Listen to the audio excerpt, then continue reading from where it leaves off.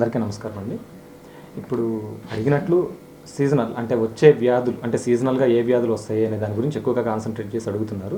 Seasonal diseases గురించి ముఖ్యంగా మనం గమనించాల్సిన విషయం ఏంటంటే, సీజనల్ అంటే ఇప్పుడు వర్షాకాలము లేదంటే వర్షాకాల ప్రారంభం కాలంలో ఏ రకమైన వ్యాధులు అనేది రైతులు, పాడి పరిశ్రమలో రైతులు కానీ లేకపోతే సన్నజీవాల రైతులు కానీ ఎక్కువగా ఏ వ్యాధుల గురించి అయితే వాళ్ళు ప్రాబ్లమ్స్ అనేది ఎదుర్కొంటున్నారు. అలాగనే కోళ్ల పరిశ్రమ దాని గురించి కూడా నేను మాట్లాడతాను. ఫస్ట్ నుంచి చూస్తే ఫస్ట్ సీజనల్ డిసీజెస్ అనే వెంటనే వర్షాకాలం అనేది చాలా ఇంపార్టెంట్ మనకి. వర్షాకాలంలో మనకేం ప్రాబ్లం వస్తుంది? ఫర్ ఎగ్జాంపుల్ చిన్న జీవ గొర్రెల గురించి మాట్లాడదాం. ఈ కాలంలో చూసుకుంటే ఈటీ ఎంట్రోటాక్సిన్ అనే ఒక రకమైన వ్యాధి అనేది ఎక్కువగా ప్రబలుతుంది. సో రైతులు దానికి సంబంధించిన లక్షణాల మీద ప్రాథమికంగా అవగాహన కలిగి ఉండాలి వాళ్ళు. అంటే ఎలాంటి లక్షణాలు అయితే ఈ ఎంట్రోటాక్సిమియా అంటే దీన్ని చిటుకు రోగం అని చెప్పి సాధారణ భాషలో వ్యవహరిస్తుంటారు.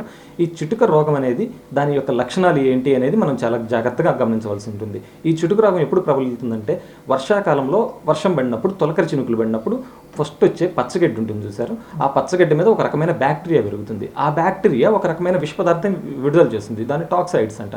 ఆ టాక్సైడ్స్ ఎప్పుడైతే ఆ విష పదార్థాలు గొర్రె లేదంటే మేకలు వాటి మీద ఆ పచ్చిగడ్డి మీద ఆధారపడి వాటిని మేస్తాయో ఆ విష పదార్థాలు అనేది వాటి యొక్క రూమెన్లోకి అంటే వాటి జీర్ణాశయంలోకి వెళ్ళి అక్కడి నుంచి వాటి విషం ప్రభావం వల్ల అవి జబ్బును పడడానికి అవకాశం ఉంది. వాటి యొక్క లక్షణాలు ముఖ్యంగా ఏముంటుందంటే పొట్ట అనేది ఉబ్బడం అంటే బ్లోట్ కండిషన్స్ అంటారు దాన్ని. బ్లోట్ కండిషన్ ఎక్కువగా ఉబ్బడం, తర్వాత అలాగనే వాటి ఇంటర్నల్ అవయవాలు అంటారు కదా, ఇంటర్నల్ ఆర్గాన్స్ అంటే కిడ్నీస్ కానీ తర్వాత లివర్ కానీ, కిడ్నీస్ బాగా చెడిపోతాయి. అంటే ఈ విష పదార్థాలు ఏవైనా సరే ఒక బాడీలోకి విష పదార్థాలు వెళ్ళినప్పుడు వాటిని ముఖ్యంగా బయటికి పంపించాల్సిన బాధ్యత ఊపిరి మన కిడ్నీస్ మీద ఎక్కువగా మూత్రపిండాల మీద ఎక్కువగా ఉంటుంది.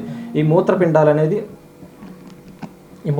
మీద ఎక్కువగా వాటి మీద ప్రెషర్ పడినప్పుడు వాటి యొక్క బాధ్యత కూడా అవి కూడా ఎక్కువగా పనిచేయాల్సి వస్తుంది. సో అవి పనిచేయాల్సి వచ్చినప్పుడు వాటికి డ్యామేజ్ అనేది ఎక్కువగా జరుగుతుంది ఈ ఎంట్రోటాక్సిమియా కండిషన్స్లో. దాంతోపాటుగా కడుపు ఉబ్బరం అనమాట. అంటే వన్స్ టాక్సైడ్స్ లోపలికి వెళ్ళిన తర్వాత వాటి బ్యాక్టీరియాని చంపేయడము, తర్వాత అంటే రూమెన్ అంటే అరలపొట్ట అంటారు. అరలపొట్టలో చాలా రకాలైన బ్యాక్టీరియా తర్వాత ప్రోటోజోవా ఫంగై అనేది నార్మల్గా పెరుగుతుంటాయి. ఎప్పుడైతే వాటి న్యాచురల్ ఎక్కువ బయోసిస్టమ్కి ఎప్పుడైతే డిస్టర్బెన్స్ అనేది వస్తుందో, ఆ డిస్టర్బెన్స్ వచ్చినప్పుడు ఆటోమేటిక్గా వాటిల్లో గ్యాస్ ప్రొడక్షన్ అంటే మీథేన్ గ్యాస్ ప్రొడక్షన్ అనేది ఎక్కువ అవుతుంది. దానివల్ల మనకి కడుపు ఉబ్బరం అనేది కూడా రైతులు ఎక్కువగా అబ్జర్వ్ చేస్తుంటారు. దాంతోపాటుగా అవి మనకి ఈ జబ్బు వచ్చినప్పుడు మనకి లక్షణాలు గమనించిన వెంటనే రైతు చాలా జాగ్రత్తగా అప్రమత్తంగా వ్యవహరించి దానికి తగిన మందులు లేదంటే వైద్యాధికారి దగ్గరకు వెళ్ళి మందులు తీసుకోవాల్సి ఉంటుంది. లేదంటే అది వెంటనే మోర్టాలిటీ అనేది చాలా ఎక్కువ ఉంటుంది ఈ డిసీజ్లో. ఎందుకంటే అందుకనే చిటికి రోగం అని అన్నారు. ఎందుకంటే మనం చిటికి వేసే సమయంలోనే అది చనిపోతుంది. సార్ డాక్టర్ గారు, ఇప్పుడు ఈ వ్యాధి నివారణకి ముందు రాకుండా ముందు జాగ్రత్తలుగా ఏమన్నా చర్యలు తీసుకోవాలి? దానికి మంచి క్వశ్చన్ అడిగారు. దానికి ఏంటంటే కరెక్ట్గా ఎప్పుడైతే తొలకరి వానలు పడడానికి ముందున్నాయో దానికి కరెక్ట్గా ఒక నెల ముందు ఈటీ వ్యాక్సినేషన్ అనేది వేయించుకోవాలి. వ్యాక్సిన్ ఏ నెలలో అవుతుంది సార్? ఆల్మోస్ట్ ఇప్పుడు మనకి జూలై ఆ టైంకి జూలైలో మనకు వర్షాలు పడుతుంది. దానికి ఒక నెల ముందు అండ్ ఆల్మోస్ట్ మే ఆ టైంలో మనకు వ్యాక్సినేషన్ అనేది జరుగుతుంది. మన గవర్నమెంట్ అనేది చాలా పద్ధతిగా మనకి ప్రతి సంవత్సరం ప్రతి సీజన్లో కూడా మనకి వాటికి వ్యాక్సిన్స్ అనేది ప్రొడ్యూస్ చేయడం జరుగుతుంది. వాటిని మనం తగు జాగ్రత్తలు తీసుకొని ఆ వ్యాక్సిన్స్ అన్ని వాడినప్పుడు మనకి ఈ ఎంట్రోటాక్సిమియా అంటే చిటికి రోగం అనే దాన్ని రాకుండా ఆపచ్చు.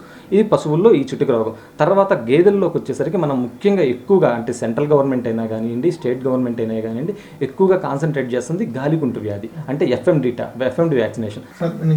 ఈ ఎంట్రోటాక్సిమియాకి కనీసం ప్రాథమిక అవగాహనగా ఏదన్నా వైద్యాన్ని మీరు సూచించగలరా? సరే, ఎంట్రోటాక్సిమియా అనేది మామూలుగా ఇందాక చెప్పినట్లే ఎక్కువ శాతం అనేది బ్యాక్టీరియా వల్ల కాకుండా బ్యాక్టీరియా కలగజేసే విష పదార్థం అంటే టాక్సైడ్స్ వల్ల అనేది ఎక్కువగా జరుగుతుంటుంది. అంటే ఇందాక మీకు చెప్పినట్లు ఏంది, బ్యాక్టీరియా అనేది పచ్చగడ్డలో చాలా ఫాస్ట్గా పెరిగి అది ఒక రకమైన టాక్సిన్స్ రిలీజ్ చేయడం వల్ల అవి ఎప్పుడైతే సన్నజీవాలు అంటే గొర్రెలు కానీ మేకలు కానీ వాటిని మేస్తాయో ఆ విష ప్రభావం వల్ల అవి వ్యాధికి గురవుతాయి. కాబట్టి మనం ఎక్కువగా ఈ వ్యాధి నిరోధించడానికి ఆ విష పదార్థాన్ని మ్యాక్సిమం అబ్జర్వ్ చేయడానికి ట్రై చేయొచ్చు. దానికోసం అని చెప్పి టాక్సిన్ బైండర్స్ ఉన్నాయి, చాలా కంపెనీస్ ఉన్నాయి. వాటి కోసం టాక్సిన్ బైండర్ని ఏ టాక్సిన్ బైండర్నైనా మనం వాడుకోవచ్చు. మనకు కుదరని పక్షంలో చార్కోల్ని వాడుకోవచ్చు. దీంతో పాటుగా యాంటీబయాటిక్స్ అంటే ఎండ్రోఫ్లాక్సిన్ ఉన్నాయి, లేదంటే సెఫ్లోస్పోరిన్స్ ఉన్నాయి. వీటితో పాటు క్లోర్ఫెన్రమిన్, మ్యాలైట్ అనే హిస్టమైన్స్, యాంటీహిస్టమైన్స్ని వాడుకోవచ్చు. వీటితో పాటు సివియర్ కండిషన్స్లో డెక్సామిథాసోన్ అంటే కార్టికోస్టెరాయిడ్స్ని కూడా వాడుకొని మనం ఈ వ్యాధి సోకిన వాటిని మనము కాపాడుకోవడానికి అవకాశం ఉంటుంది. సార్ మంచిగా, ఇప్పుడు ఈ బ్యాక్టీరియా అంటున్నారు, అన్నారు. బ్యాక్టీరియా వల్ల ఇంకా షీప్లో ఏమన్నా వచ్చే వ్యాధులు ఇంకా ఉన్నాయా? బ్యాక్టీరియా వల్ల వచ్చే వ్యాధులు ఎక్కువగానే ఉన్నాయి మనకి. ఫర్ ఎగ్జాంపుల్ బ్యాక్టీరియా వల్ల అడుగుతున్నారు కాబట్టి ముందే చెప్తున్నా, యాంథ్రాక్స్ అనేది మనకి ఎక్కువగా సంభవిస్తూ ఉంటుంది. యాంథ్రాక్స్ అనేది ఒక స్పోర్ బ్యాక్టీరియల్ డిసీజ్ అనమాట. యాంథ్రాక్స్ వచ్చినప్పుడు కూడా సేమ్ ఇదే లక్షణాలు అనేది మనకు కనిపిస్తాయి. కడుపు ఉబ్బరంగానే కనిపిస్తుంది. అది కూడా మనం వ్యాధి లక్షణాలను గుర్తించే సమయం కూడా మనకి ఇవ్వకుండానే పశువు లేదంటే జంతువు అనేది చనిపోవడం జరుగుతుంది. అలాంటప్పుడు మనం ఆ పశువు యొక్క కళేబరాన్ని మనం ఎట్టి పరిస్థితుల్లోనూ కూడా ఆ ప్రాంతంలో ఓపెన్ చేయడానికి వీల్లేదు. ఎందుకంటే నేను మీకు ఇప్పుడు చెప్పినట్లే యాంథ్రాక్స్ అనేది ఒక స్పోర్ బ్యాక్టీరియా, అంటే బ్యాక్టీరియా అనేది గాలిలోకి స్పోర్స్ అనే వాటిని విడుదల చేస్తుంది. వాటి వల్ల ఆ వ్యాధి అనేది పక్కన జీవాలకు కానీ లేదంటే ఆ ప్రాంతంలో ఉన్న మనుషులకు కూడా వ్యాపించడానికి అవకాశం ఉంటుంది. అలాంటి వ్యక్తులు ఈ జబ్బు ఉంది అన్న అనుమానం వచ్చిన వెంటనే ఆ పశువు యొక్క కళేబరాన్ని మనం ఎట్టి పరిస్థితుల్లోనూ ఓపెన్ చేయకుండా తగిన చర్యలు తీసుకొని దాన్ని డిస్పోజ్ చేయాల్సి ఉంటుంది. వీటికి నివారణగా ఎలా అంటే డిస్పోజల్ అంటే చాలా దాదాపు 6 అడుగుల లోతున్న గొయ్యి తీసి ఖచ్చితంగా లైమ్ అంటే CaCO3 కానీ తోటి మొత్తాన్ని ఆ గుంట మొత్తాన్ని కవర్ చేసి దాంతో కళేబరాన్ని పూడ్చి ఆ కళేబరం పైన కూడా మళ్ళీ మనము CaCO3ని మళ్ళీ కోట్ చేసుకొని ఆ గుంటను మొత్తాన్ని గట్టిగా పూట్ చేసి దాని మీద మళ్ళీ కుక్కలు కానీ లేదంటే ఇంకా ఇతర పరాన్న జీవులు వచ్చి మళ్ళీ ఆ కళేబరాన్ని బయటికి తీయకుండా వీలు లేకుండా వాటి మీద మనం రాళ్లతోటి కప్పేసి ఉంచాలి. ఇలా ఇంత తగు జాగ్రత్తలు తీసుకుంటే కానీ మనం ఇలాంటి ప్రమాదకరమైన వ్యాధుల నుంచి మనం కాపాడడం జరుగుతుంది. ఈ మధ్య ఇటీవల వింటా ఉన్నాం, చైనాలో కొంతమందికి అటాక్ అయిందని చెప్పేసి, అంటే పశువుల నుంచి అలా సంక్రమించిందే కదా. ఇది కూడా సంక్రమించడానికి ఖచ్చితంగా అవకాశం ఉంది. సంక్రమిత వ్యాధి, జూనోటిక్ డిసీజెస్ అంటారు. యాంథ్రాక్స్ అనేది ఒక ప్రమాదకరమైన వ్యాధి, మనుషులకు కూడా చాలా బాగా సంక్రమిస్తుంది. ఇంకా ఏదైనా బ్యాక్టీరియా నుంచి వచ్చే బ్యాక్టీరియా వచ్చే వాటికన్నా మనం ఎక్కువ వైరల్ వల్ల వచ్చే వ్యాధుల గురించి చెప్పచ్చు. మనం వాటిలో ఒకటి PPR అంటే మనం జనరల్గా సహజంగా వినేది పారుడు రోగము అని అంటారు. కొన్ని ప్రాంతాలు ఇది నాచుగా కూడా మనకి ఇది తెలుస్తూ ఉంటుంది. ప్రాంతాలను బట్టి దీన్ని మారుస్తూ ఉంటారు. దీన్ని PPR అని అంటారు ఇంగ్లీష్లో. ఈ PPR వచ్చిన వాటికి విపరీతమైన పారుడు ఉంటుంది అనమాట. అంటే మనకి షూటింగ్ డయరీ అంటారు. అంటే షూటింగ్ డయరీ అంటే గొట్టం లాగా మనకి పారుడు అనేది మనకి చాలా క్లియర్గా అబ్జర్వ్ చేస్తుంటాం. అలా ఇది వైరల్స్తో సంబంధించిన వ్యాధి. చాలా వరకు మంది రైతులకి, సన్నజీవాలు పెంచుకునే రైతులకి అవగాహన లేక యాంటీబ్యాక్టీరియల్ మందులు వాడి వీటికి సమయాన్ని, అంటే చేతిలో ఉన్న సమయాన్ని వృధా చేసుకుంటూ తర్వాత అవి చనిపోయే స్థితి వరకు తీసుకొస్తుంటారు. అలాంటి కాకుండా ఇలాంటి వ్యాధులు అంటే ఖచ్చితంగా ఇది వైరల్ వల్ల వస్తున్న వ్యాధి అని మనకు అర్థమైన వెంటనే వైద్యాధికారిని సంప్రదించి దానికి అవసరమైనటువంటి యాంటీవైరల్ మందులు కానీ దానివల్ల వచ్చే సెకండరీ బ్యాక్టీరియల్ ఇన్ఫెక్షన్స్ ఆపడానికి యాంటీబయోటిక్స్ మందులు, దాంతోపాటు యాంటీహిస్టమైన్స్ అంటే క్లోర్ఫిన్రమిన్, మ్యాలేట్, దాంతోపాటు అవసరాన్ని బట్టి కార్టికోస్టెరాయిడ్స్, అలానే డయేరియా ఆపడానికి యాంటీ డయేరియల్ పౌడర్స్ కూడా వాడాల్సి ఉంటుంది దీనికోసం. యాంటీ డయేరియల్స్ అంటే ఇప్పుడు ఎలా సార్, రైతులకి అవగాహన అర్థమయ్యే కార్యక్రమంగా కొన్ని మందుల పేర్లు ఏమన్నా? యాంటీ డయేరియల్ పౌడర్స్ అంటే మనం ఏదైతే సరే మనకి పారుడిని తగ్గించడానికి అవకాశం ఉన్నాయో వాటిని యాంటీ డయేరియల్స్ అంటారు. ఎక్కువగా యాంటీ డయేరియల్స్గా మనము సిప్రోఫ్లాక్సిన్ విత్ టెనడజోల్ కాంబినేషన్స్లో కానీ లేకపోతే హైడ్రాక్సిక్లోరోక్విన్ కూడా చాలా మంది యాంటీ వైరల్గా వాడుతున్నాం. ఇప్పుడు వాటిని వాడుకోవచ్చు. వీటికి ఇప్పుడు PPR అనేది అంటున్నారు కదా, దాన్ని రాకుండా నివారించడానికి ముందుగా ఏమన్నా? దానికి కూడా ఇది కూడా ఎక్కువగా వర్షాకాలంలో వచ్చే ఒక ప్రమాదకరమైన వ్యాధి కాబట్టి దీనికి కూడా PPR కూడా మనకి మోస్ట్లీ వ్యాక్సిన్స్ అనేది ఉంటాయి. మనకి వ్యాక్సిన్స్ అనేవి ఇవి మనకి 3 సంవత్సరాల వరకు పనిచేసే అవకాశం ఉంది కాబట్టి ప్రతి 3 సంవత్సరాలకు ఒకసారి మనం ఇది వ్యాక్సిన్ వేసుకుంటే సరిపోతుంది. PPR వ్యాధి ఒకసారి వ్యాధి వేసుకుంటే 3 years వరకు అది పనిచేసే ఛాన్స్ ఉంది. ఈ వ్యాక్సిన్ గవర్నమెంట్ సప్లై, ఇది కూడా PPR కూడా గవర్నమెంట్ సప్లై చేస్తుంది. అలానే పుట్టే ప్రతి పిల్లలు అంటే ఇప్పుడు ఒక గ్రూప్కి, ఒక ఫ్లాక్కి మనం ఎప్పుడైనా సరే మనం వ్యాక్సినేషన్ చేసిన తర్వాత ఆ ఫ్లాక్లో పుట్టబోయే ప్రతి గొర్రె పిల్ల అంటే కిడ్స్ కానీ లేకపోతే ల్యాంబ్స్ అయినా కానీ వాటికి కూడా మనము వ్యాక్సినేషన్ చేస్తాం. వాటికి కూడా గవర్నమెంట్ ప్రతి సంవత్సరం వ్యాక్సినేషన్ అని అలా పుట్టబోయే వాటికి కూడా సప్లై చేస్తా ఉంది మన గవర్నమెంట్. సార్ పిల్లలు అంటే గుర్తొచ్చింది, ఇప్పుడు పిల్లలు అనేటప్పటికి మనం వ్యాక్సినేషన్ అనే ప్రోగ్రామ్ అనేది ఎంత వయసు నుంచి మొదలు పెట్టాలి? సాధారణంగా మనకు 6 నెలల నుంచి మనము 6 నెలల పైబడిన వాటన్నిటికీ వ్యాక్సినేషన్ ప్రోగ్రామ్ అనేది చేయాలి. కాకపోతే గొర్రెల్లో కానీ మేకల్లో కానీ వ్యాక్సినేషన్ ప్రోగ్రామ్ స్టార్ట్ చేయడానికన్నా ముందే ఖచ్చితంగా డీవార్మింగ్ చేసుకుంటే అది చాలా వ్యాక్సిన్ అనేది కూడా చాలా సమర్థవంతంగా పనిచేస్తుంది. డీవార్మింగ్ అంటే సార్ అది ఎంత కాలానికి ఒకసారి ఇవ్వాల్సి వస్తుంది? డీవార్మింగ్ గురించి ఒకసారి మాకు. డీవార్మింగ్ అంటే తెలుగులో దీన్ని నట్టల నివారణ అంటారు. నట్టలు అంటే కడుపులో సహజంగానే ఇవి మనకి బయట గ్రేజింగ్ అంటే బయట ప్రాంతాల్లో తిరుగుతూ బయట ఉండే పచ్చగడ్డి మీద ఆధారపడి జీవించే జీవులు కాబట్టి వీటి కడుపుల్లోనే సహజంగానే కొన్ని పరాన్న జీవులు లైక్ యాంఫిస్టోమ్స్, టేప్ వామ్స్ ఇలాంటి కొన్ని రకాలైన సరే పరాన్న జీవులు వాటి మీద ఎక్కువగా ఆధారపడి ఉంటాయి.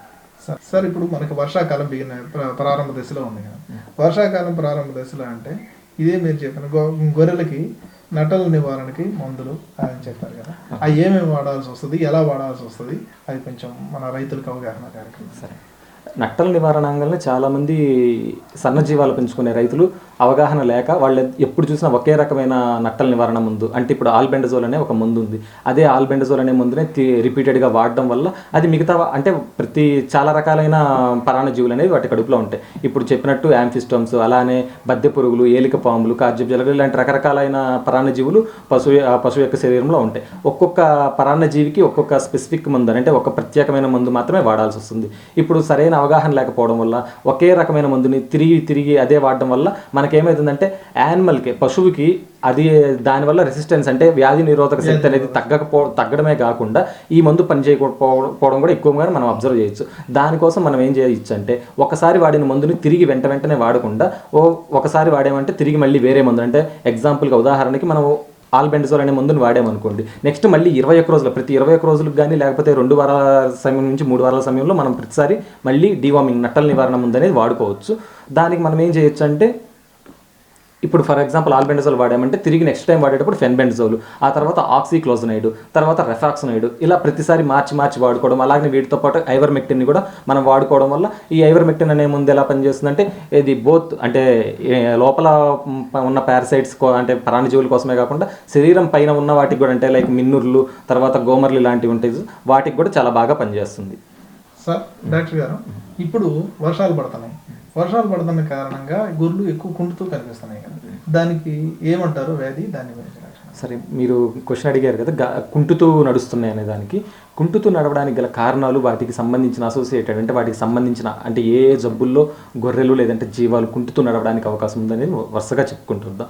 కుంటడానికి గల అవకాశాలు ఉన్న వాటిల్లో వైరస్ గురించి ముఖ్యంగా మాట్లాడుకుంటే మనకి గాలికుంటు వ్యాధి అనేది ఒకటి ఉంది.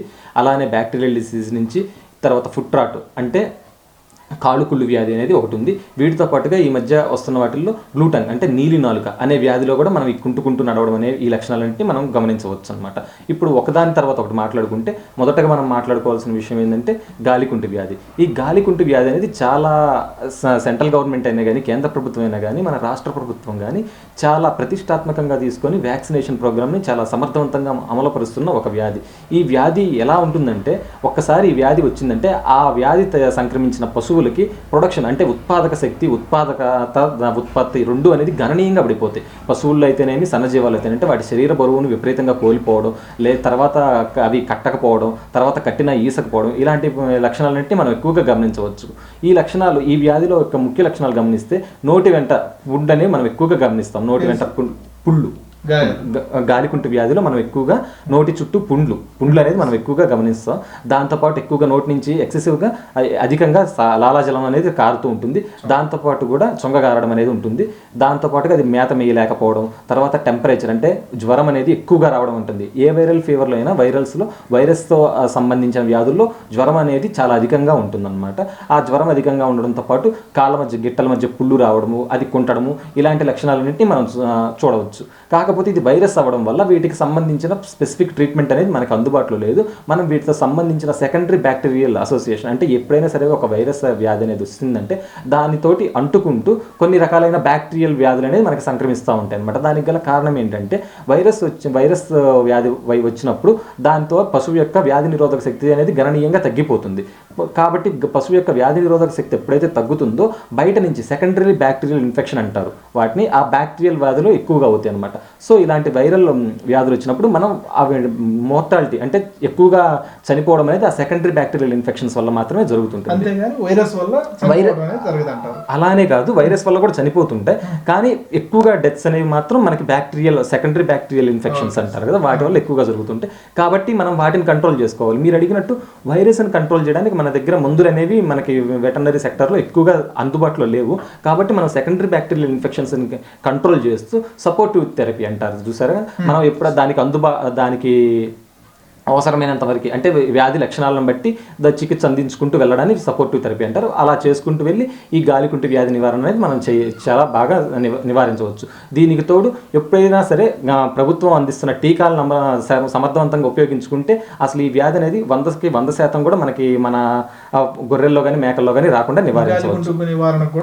వ్యాక్సినేషన్ క్లియర్గా మన కేంద్ర ప్రభుత్వం కానీ రాష్ట్ర ప్రభుత్వం రెండు చాలా సమర్థవంతంగా ప్రవేశపెట్టినాయి ఈ పథకాన్ని. అలానే మన గవర్నమెంట్ మన పశుసంవర్ధక శాఖ కూడా చాలా ప్రతిష్టాత్మకంగా తీసుకొని అన్ని పశువుల్లో 100% కూడా ఈ గాలికుంటు వ్యాధిని అనేది చేయించాలని మేము చాలా సమర్థవంతంగా ప్రయత్నిస్తుంది. దీంతో పాటు రెండో వ్యాధి గురించి మనం మాట్లాడుకుంటాం. అంటే గొర్రెలు కుంటుకుంటూ నడవడానికి గల రెండో కారణం ఏంటి అంటే కాలుకుళ్ళు వ్యాధి, అంటే ఫుట్ రాట్ అంటారు. ఇది ఒక బ్యాక్టీరియల్ డిసీజెస్ అనమాట. దీనికి గల కారణం ఏంటంటే ఎప్పుడైతే వర్షాలు పడి నేల చిత్తడిగా మారిపోతుందో ఈ గొర్రెలు లేదంటే మేకలు మేత మేయడానికి బయటికి వెళ్ళినప్పుడు ఆ ప్రాంతంలో అంటే ఆ చిత్తడి నేలలో ఎక్కువ ప్రాంతం తిరిగినప్పుడు గిట్టలు అనేవి మెత్తబారుతాయి అన్నమాట. బురద ప్రాంతాల్లో తిరిగినప్పుడు ఆ గిట్టలు మెత్తబారినప్పుడు వాటిల్లోకి బ్యాక్టీరియా అనేది చాలా ఈజీగా లోపలికి వెళ్ళిపోయి ఆ వ్యాధి కాలికుంటు అనేది ఒక కాలుకుళ్ళు వ్యాధిగా రూపాంతరం చెందుతుంది. మనకి అంటే ఎక్కువ సార్లు గాలికుంటు వ్యాధి రావడానికి కూడా ముందు కూడా ఇది ఒక కారణంగా గాలికుళ్ళు వ్యాధి అనేది వస్తుంది. ఒక్కసారి కాలుకుళ్ళు వ్యాధి వచ్చిన తర్వాత అది కొన్నిసార్లు బ్యాక్టీరియా మనకు ఎక్కువగా వ్యాధి కలగజేసిన తర్వాత ఆ ప్రాంతంలో వైరస్ అటాక్ అయిపోయి అది కొన్నిసార్లుగా ఎఫ్ఎండిగా కూడా రూపాంతరం అని అనకూడదు, సపరేట్గా కూడా ఎఫ్ఎండి వ్యాధి రావడానికి అవకాశం ఎక్కువగా ఉంటుంది అనమాట. ఇది బ్యాక్టీరియల్ డిసీజ్ కాబట్టి మనం దీన్ని చాలా సమర్థవంతంగా మన దగ్గర ఉన్న యాంటీబయాటిక్స్ ట్రీట్మెంట్ తోటి ఆపుకోవచ్చు. ఈ కాలుకుళ్ళు వ్యాధి అనేది మనం అబ్జర్వ్ చేసినప్పుడు ఎక్కువగా పెన్సిలిన్కి సంబంధించిన మందులు, అలాగే సల్ఫాడిమిడిన్ గ్రూపుకు సంబంధించిన మందులు, సల్ఫనమైడ్స్కి సంబంధించిన మందులు లైక్ సల్ఫాడిమిడిన్ కానీ లేకపోతే ఇంకా ఏవైనా సరే సల్ఫనమైడ్స్కి సంబంధించిన గ్రూపుల మందులు, అలాగే పెన్సిలిన్ గ్రూపుకు సంబంధించిన మందులు చాలా సమర్థవంతంగా పనిచేస్తాయి. వీటితో పాటుగా మనం యాంటీహిస్టమైన్స్ని కానీ అలాగనే క్లోరోఫెండ్రమైన్ మ్యాలేట్, అలాగనే కొన్నిసార్లు అవసరాన్ని బట్టి కార్టికోస్టెరాయిడ్స్ అంటే డెక్సామెథసోన్ కానీ ప్రెడ్నిసోన్ కానీ ఇవి ఇచ్చి ఈ వ్యాధిని మనం చాలా సమర్థవంతంగా అరికట్టవచ్చు. సార్ డాక్టర్ గారు ఒక డౌట్, ఇప్పుడు అదే కాలుకుళ్ళు వ్యాధి అన్నారు కదా, దాని లక్షణం ఎలా ఉంటుంది? కాలుకుళ్ళు వ్యాధి వచ్చినప్పుడు గిట్టలు అనేది చాలా మెత్తబారిపోవడం, కాళ్ళ గిట్టల మధ్యలో దానికి పుళ్ళు పడడం, అక్కడి నుంచి చీము గారడం, కాలు కుంటుకుంటూ రావడం, కొన్ని అరుదైన సందర్భాల్లో ఈ కాలుకుళ్ళు వ్యాధిలో కూడా నోటి వెంట పుళ్ళు అనేది కూడా మనం అబ్జర్వ్ చేయొచ్చు. వీటితో పాటుగా జ్వరం అనేది సహజంగానే ఉంటుంది. ఆకలి మందగించడము, తర్వాత మంద నుంచి విడిపోయి దూరంగా నడవడం, చిన్నగా నడవడం, కుంటుకుంటూ నడవడం, ఇలాంటి లక్షణాలన్నింటినీ మనం గమనించవచ్చు. సార్ ఇప్పుడు ఇది కాకుండా ఈ కాలుకుళ్ళు వ్యాధి కాకుండా ఇంకేమన్నా వైరస్ ద్వారా వచ్చే వ్యాధులు ఏమన్నా ఉన్నాయి? బ్లూటంగ్, మీరు ఇప్పుడు చాలా మంచి క్వశ్చన్ అడిగారు. బ్లూటంగ్ అంటే నీలి నాలుక వ్యాధి అనే ఒక అరుదైన వైరల్ డిసీజ్ కూడా మనం ఎక్కువగా దాని గురించి కూడా కాన్సన్ట్రేట్ అంటే ఎక్కువగా రైతులు జాగ్రత్త పడాల్సి ఉంటుంది. నీలి నాలుక వ్యాధి అని అంటే ఈ వ్యాధి లక్షణాలు ఎలా ఉంటాయంటే ఈ వ్యాధి సంక్రమించిన జీవాలన్నిటికి కూడా నాలుక అనేది విపరీతంగా వాచిపోవడము, తర్వాత నాలుక కూడా నీలి రంగులోకి మారడం, అందుకనే దీన్ని నీలి నాలుక వ్యాధి అని అంటారు. అలాగే దాంతోపాటు ఎక్కువగా చొంగగారడము, కొన్ని అరుదైన సందర్భాల్లో చిగుర్ల వెంట గాయాలు లేదంటే చిన్న చిన్న పుళ్ళు ఏర్పడము, అలాంటివి జరగడంతో పాటు కాళ్ళ మధ్యలో కూడా పుళ్ళు అనేది ఏర్పడతాయి. వాటి వల్ల పశువు లేదంటే జీవం అనేది కుంటుకుంటూ నడవడము అలాగా జరుగుతుంది. దాంతోపాటు జ్వరం అనేది చాలా ఎక్కువగా తీవ్ర స్థాయిలో జ్వరం ఉంటుంది.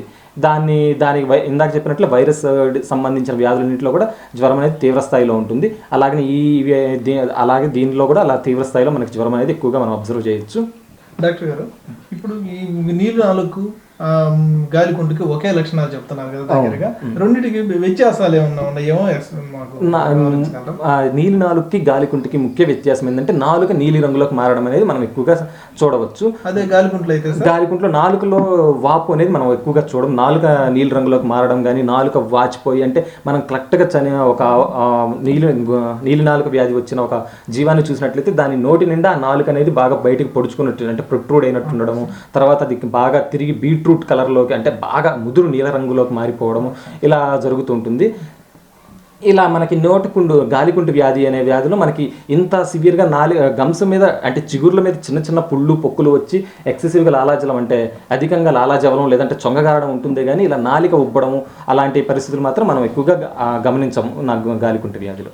మరి ఫుట్ రాట్ డిసీజ్ అన్నారు, దానికి వచ్చేటప్పటికి మరి గాలికుంటుకి ఫుట్ రాట్ డిసీజ్కి వేరే చాలా బాగా అడిగారు. గాలికుంటుకి ఫుట్ రాట్కి ముఖ్య ఉద్దేశం ఏంటంటే అంటే కారక క్రిమే వేరు అనమాట. అనమాట. గాలికుంట అనేది వైరస్ సంబంధించింది, కాలుకుళ్ళు వ్యాధి అనేది బ్యాక్టీరియాకి సంబంధించిన వ్యాధి. ఇక్కడ ఏమవుతుందంటే టెంపరేచర్ అనేది కూడా బ్యాక్టీరియాకి సంబంధించిన దాంట్లో మనం రెండింటిని డిఫరెన్షియల్గా అబ్జర్వ్ చేసుకోవాలి అంటే ఇక్కడ బ్యాక్టీరియా సంబంధించిన దాంట్లో టెంపరేచర్ అనేది కొంచెం తక్కువగా ఉంటుంది, కానీ వైరల్ డిసీజెస్లో చాలా ఎక్కువగా టెంపరేచర్ అనేది మనం అబ్జర్వ్ చేయగలుగుతాం. అండ్ ఎక్కువగా కాలుకుళ్ళు వ్యాధిలో కాళ్ళకు సంబంధించిన గిట్టల మధ్య పుళ్ళు పడడం, వాటి మధ్యలో నుంచి చీము గారడాన్ని కూడా మనం ఎక్కువగా గమనించవచ్చు. డాక్టర్ గారు, ఇప్పుడు గొర్రెలు అక్కడక్కడ మసూచి అనే అలా వస్తాయి కదండి, దానికి మీ సలహా, దానికి వైద్యం కానీ ఏదన్నా మసూచి అంటే షీప్ పాక్స్ అంటే అమ్మోరు అని ఇలాంటి రకరకాల పేర్లు ఉన్నాయి ప్రాంతీయ భాషల్లో. వీటికి కూడా ఇది కూడా ఒక రకమైన వైరల్ డిసీజ్ అనమాట. ఈ వ్యాధి వచ్చిన దాన్ని మనం చాలా తేలిగ్గానే గుర్తుపట్టచ్చు మిగతా వ్యాధులతో కంపేర్ చేసినప్పుడు. ఒంటి నిండా పాక్ లీజన్స్ అంటారు చూసారా, అంటే చిన్న చిన్న చీముగుళ్ళ లాంటివి ఏర్పడడం ఒంటి నిండా, తర్వాత వాటిల్లో నుంచి అవి పగిలిపోయి ద్రవాలను స్రవించడం, ఇలాంటి లక్షణాలు కనిపిస్తాయి. వీటితో పాటుగా టెంపరేచర్ అనేది చాలా ఎక్కువగా ఉంటుంది, దాంతోపాటు ఆకలి మందగిస్తుంది, అవి కూడా మంద నుంచి విడిపడిపోయి నిదానంగా నడవడం ఇలా జరుగుతుంటుంది. కాకపోతే ఇక్కడ మనం ఎక్కువగా గుర్తుపెట్టుకోవాల్సింది ఏంటంటే ఈ వైరల్ డిసీజులన్నీ చాలా భయంకరమైన అంటువ్యాధులు అనమాట. ఒక్కసారి మనం ఎప్పుడైనా సరే ఈ వ్యాధి ఈ పలానా గుంపులో కానీ ఫ్లాక్లో కానీ ఉంది అని మనం అర్థమైనప్పుడు వెంటనే ఆ వ్యాధి సంక్రమించిన పశువుల్ని కానీ జీవాలను కానీ సపరేట్గా అంటే పక్కగా తీసిపెట్టి వాటిని సపరేట్గా యాజమాన్య పద్ధతులు పాటిస్తూ వాటిని పశు వైద్య సలహాల మీదకు తగిన విధంగా వైద్యం అందించవలసి ఉంటుంది. ఇప్పుడు దీనికి ఈ షీప్ పాక్స్ అన్నారు, దానికి టీకాలు ఏమన్నా ఉంటాయా? షీప్ పాక్స్ కూడా చాలా మంచి క్వశ్చన్ అండి. ఇది షీప్ పాక్స్ కూడా మనకి టీకాలు అనేవి ఉన్నాయి గవర్నమెంట్ సప్లై నుంచి. షీప్ పాక్స్, గోట్ పాక్స్ కూడా సపరేట్ టీకాలు ఉన్నాయి, కాబట్టి వాటిని కూడా మనం గవర్నమెంట్ నుంచి టీకాలు పొందడం వల్ల కూడా ఈ వ్యాధిని మనం సమర్థవంతంగా అరికట్టవచ్చు. షీప్ పాక్స్కి వచ్చేటప్పటికి వైద్యం ఎలా ఉంటుంది, దాని విధానం?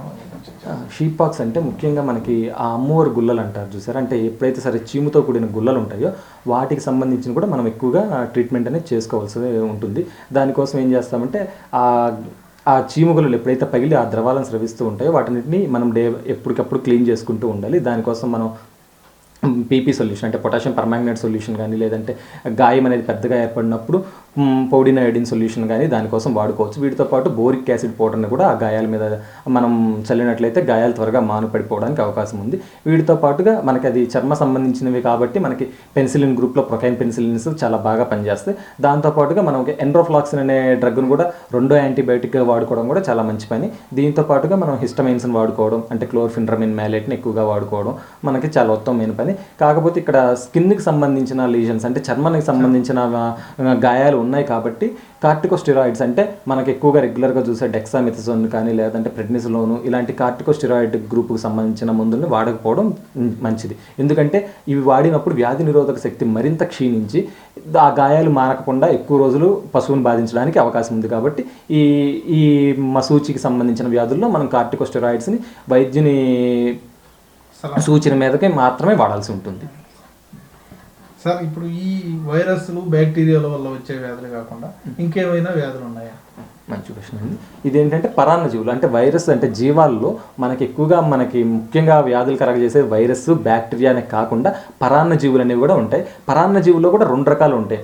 బాహ్య పరాన్న జీవులు అంటారు, అంతః పరాన్న జీవులు అంటారు. అంటే బాహ్య పరాన్న జీవులు అంటే మనకి చాలా ఈజీగా మనం గుర్తించవచ్చు. అంటే బయట గోమర్లు అంటారు, మిన్నర్లు అంటారు, పేలు ఇలాంటివి అంటుంటారు చూసా.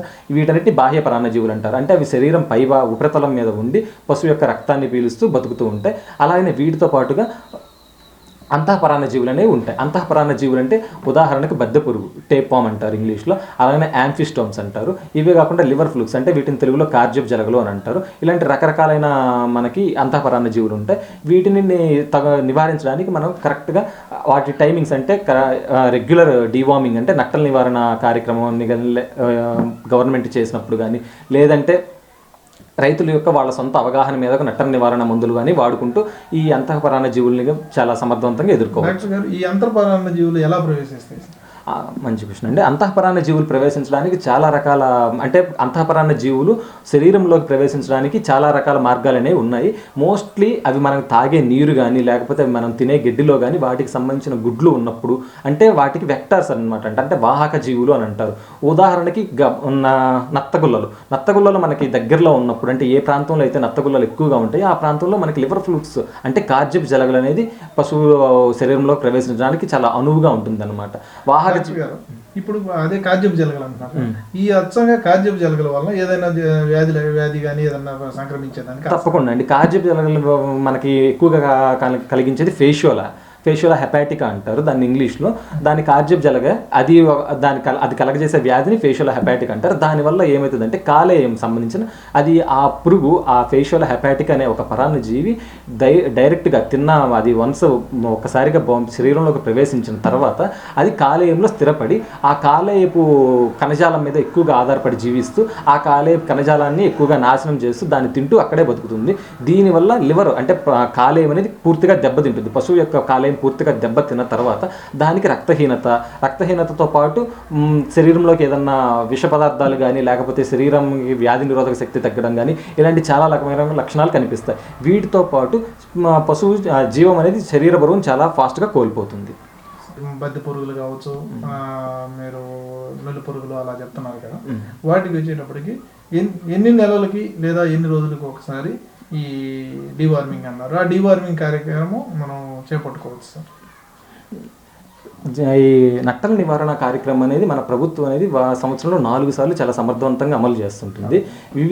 వీటికి కాకుండా రైతులు తమ యొక్క స్వంత అవగాహన మేరకు ప్రతి 14 రోజుల నుంచి 21 రోజుల గ్యాప్లో డిఫరెంట్ అంటే వివిధ రకాలైన నట్టల నివారణ మందులు అంటే ఒకసారి ఫెన్బెండజోల్ వాడారంటే నెక్స్ట్ టైం ఆల్బెండజోల్ వాడడము, నెక్స్ట్ టైం రఫాక్సినైడ్ వాడడము, ఇలా అనేది చేస్తూ పోయినప్పుడు అన్ని రకాలైన నట్టల్ని పశువు యొక్క శరీరంలో నివారించవచ్చు. అండ్ మోస్ట్ వీటికి ఎక్కువగా ఇంపార్టెంట్ ముఖ్యంగా మనం గమనించవలసిన విషయం ఏంటంటే మనం నట్టల నివారణ ముందు ఇవ్వడానికన్నా ముందు ఒక్కసారి వాటి యొక్క పేడని కూడా పరీక్షించుకుంటే వాటి శరీరంలో ఏ రకమైన నట్టలు అనేవి ఉన్నాయో మనకనేది చాలా క్లియర్గా తెలిసిపోతుంది అనమాట. డాక్టర్ గారు ఇప్పుడు అదే పరీక్షించుకోవడం అంటే మనం అది ఎలా దాని కార్యక్రమం ఎలా చేయాలి సార్? పేడని పరీక్షించుకోవడం అంటే అది రైతు స్వతహాగా చేయలేకపోవచ్చు, కానీ రైతు ర్యాండమ్ అంటే ఇక్కడ వాటి మందలో ఉండే కొన్ని పేడ నమూనాలను సేకరించి తగు పద్ధతిలో వాటిని భద్రపరిచి దగ్గరలో ఉన్న పశు వైద్యశాలకు కానీ లేకపోతే దూరంగా ఉన్న ఏడిడిఎలకు కానీ తీసుకెళ్తే అక్కడ ఉన్న పశు వైద్యులు వాటిని పరీక్షించి వాటిలో ఉన్న ఏ రకమైన నట్టలు అంటే ఏ రకమైన అంతఃపరాన్న జీవులు ఉన్నాయో వాటిని గుర్తించి వాటికి సంబంధించిన మందులు మాత్రమే వాడుకున్నప్పుడు రైతుకి ఆదాయ ఖర్చు అనేది ఎక్కువగా అవ్వకుండా ఉంటుంది. దాంతోపాటు కరెక్ట్ మందు ప్రిస్క్రైబ్ చేయడం వల్ల అంటే సూచించడం వల్ల ఆ మందుని వాడుకోవచ్చు.